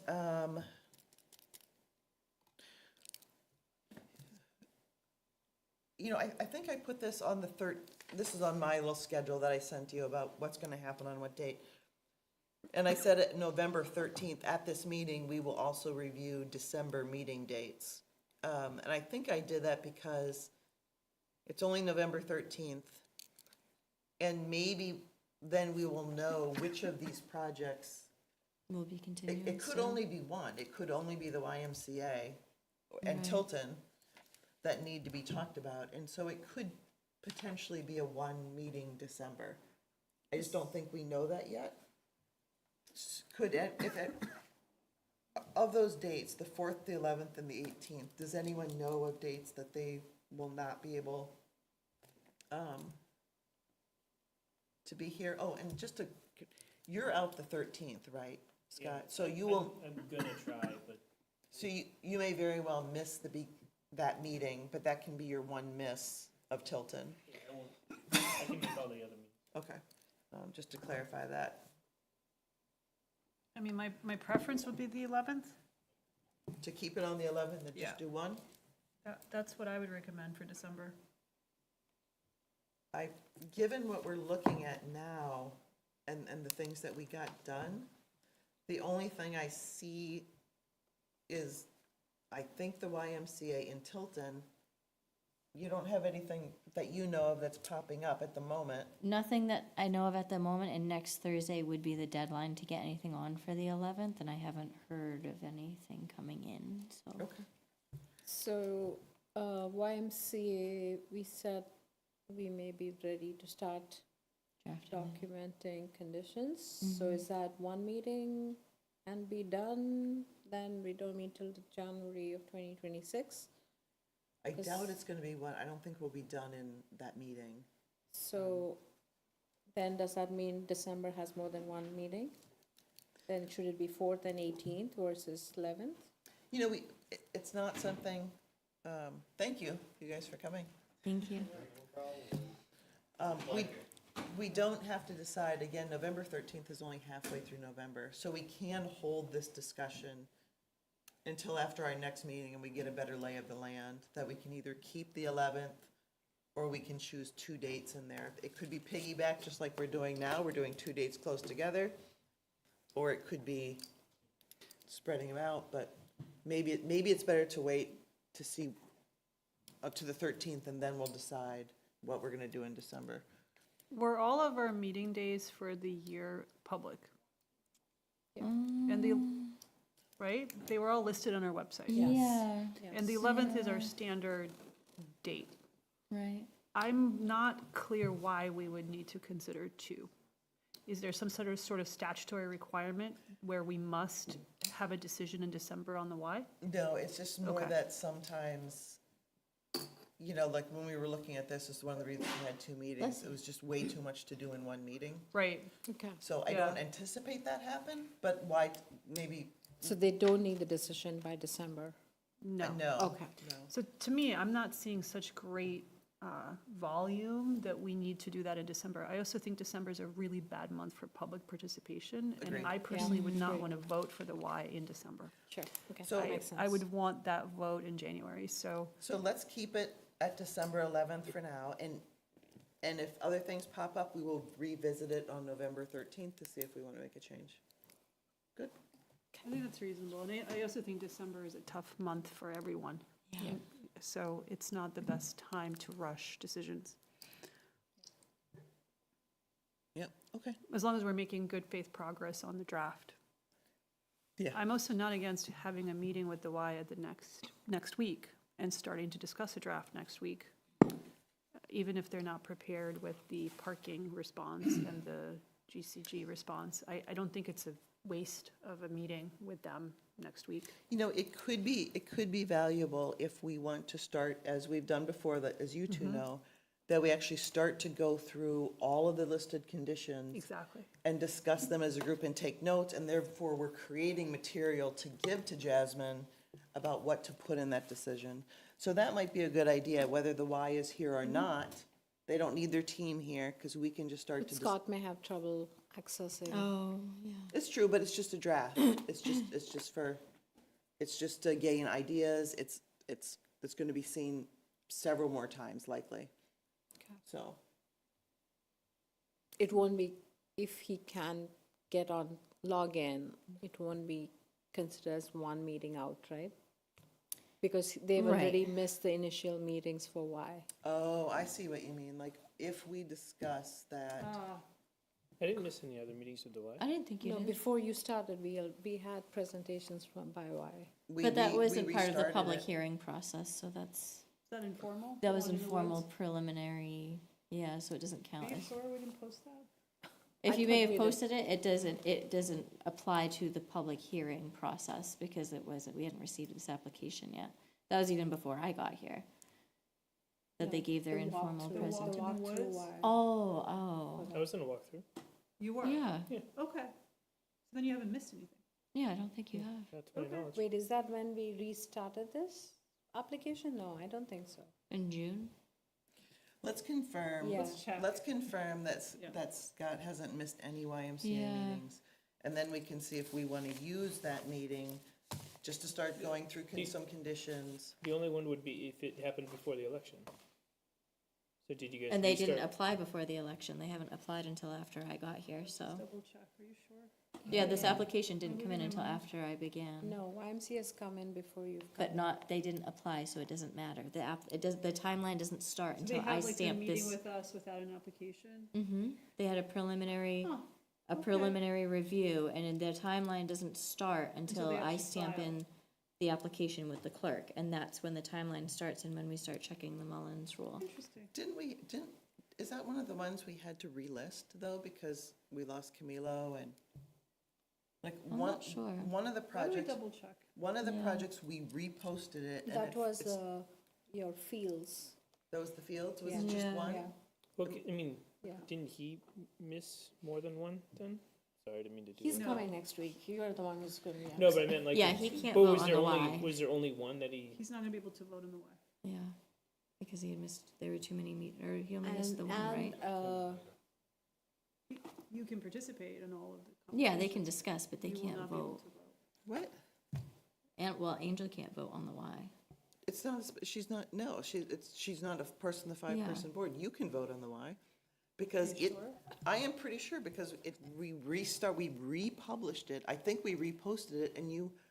It was the or for Paul. field that was reposted, not. Well, Let's I think confirm. Paul missed one meeting and then he watched it on the tape. It's one, you're fine. Yeah, you did. There's no way we Then would, You're fine. yeah, I'm pretty Yeah. sure that I'll double that check we are the all dates, fine. but- I don't want to miss any more, but let's double check Yeah. these two troublemakers to make sure they haven't missed it. I've been at every meeting since I've been elected. When we're I'm gonna drafting, try next week really hard. Yeah, You have to enjoy, get your vacation time. Darn I it, Scott. keep my pina colada out of the. so when we're drafting the response. You have one for me too, Can the new okay? associate member ask questions? Of course. Absolutely. Or offer suggestions? Yes. Yeah. Yes, they just can't Full vote. participation, just no vote. Associate member has been a very valuable team member once we I mean, started. given to, her because experience, I think she's got a lot to Not, add. just not Angel, but also the ones we have before. We had civil engineers who had like amazing input in all our projects. So. Now, just so you know, I told Angel that if she wants, we treat the associate member like any other member, except obviously they can't vote, and she understands that. But given the timeframe, like literally I talked to her Sunday, right? And now she's a member, or was it Monday? Might have been Monday. That I also said, if you cannot be here at all these meetings with this short notice, the only thing she's obligated to do is to be there for the special permit application where I will be recusing myself. That's her one and only obligation. But I am hoping, obviously, that she stays and contributes her expertise. But I was just happy to get someone that could fill my seat, so. Because there were no other takers. Thank you for all the hard work. I'm just thrilled. I think she's going to be great and give us a lot of insight and, yeah. So- And hopefully she will participate in some other things as well. So. All right, so on that note, I believe we're at the end of our agenda. We're gonna post the agenda because next week Veterans Day is a holiday. We have to post it bare do we minimum have by minutes? Monday. Yes. No, we don't have minutes for the Even though it's on the 13th. agenda? Yeah, we didn't receive, usually we receive them like by Monday, but Gotcha, first, we we didn't get just them. didn't this Okay. time. I'll make a motion to adjourn. 10:21, unless there's something else. Was it 10:21 already? No, let's get out of here. Is there a second? Second that. Roll call vote? Deepa Venkatai. Skip Tirai. Paul Montesino, aye. Tricia Kendall, aye. Let's get out of here, man. All right, thank you, everybody.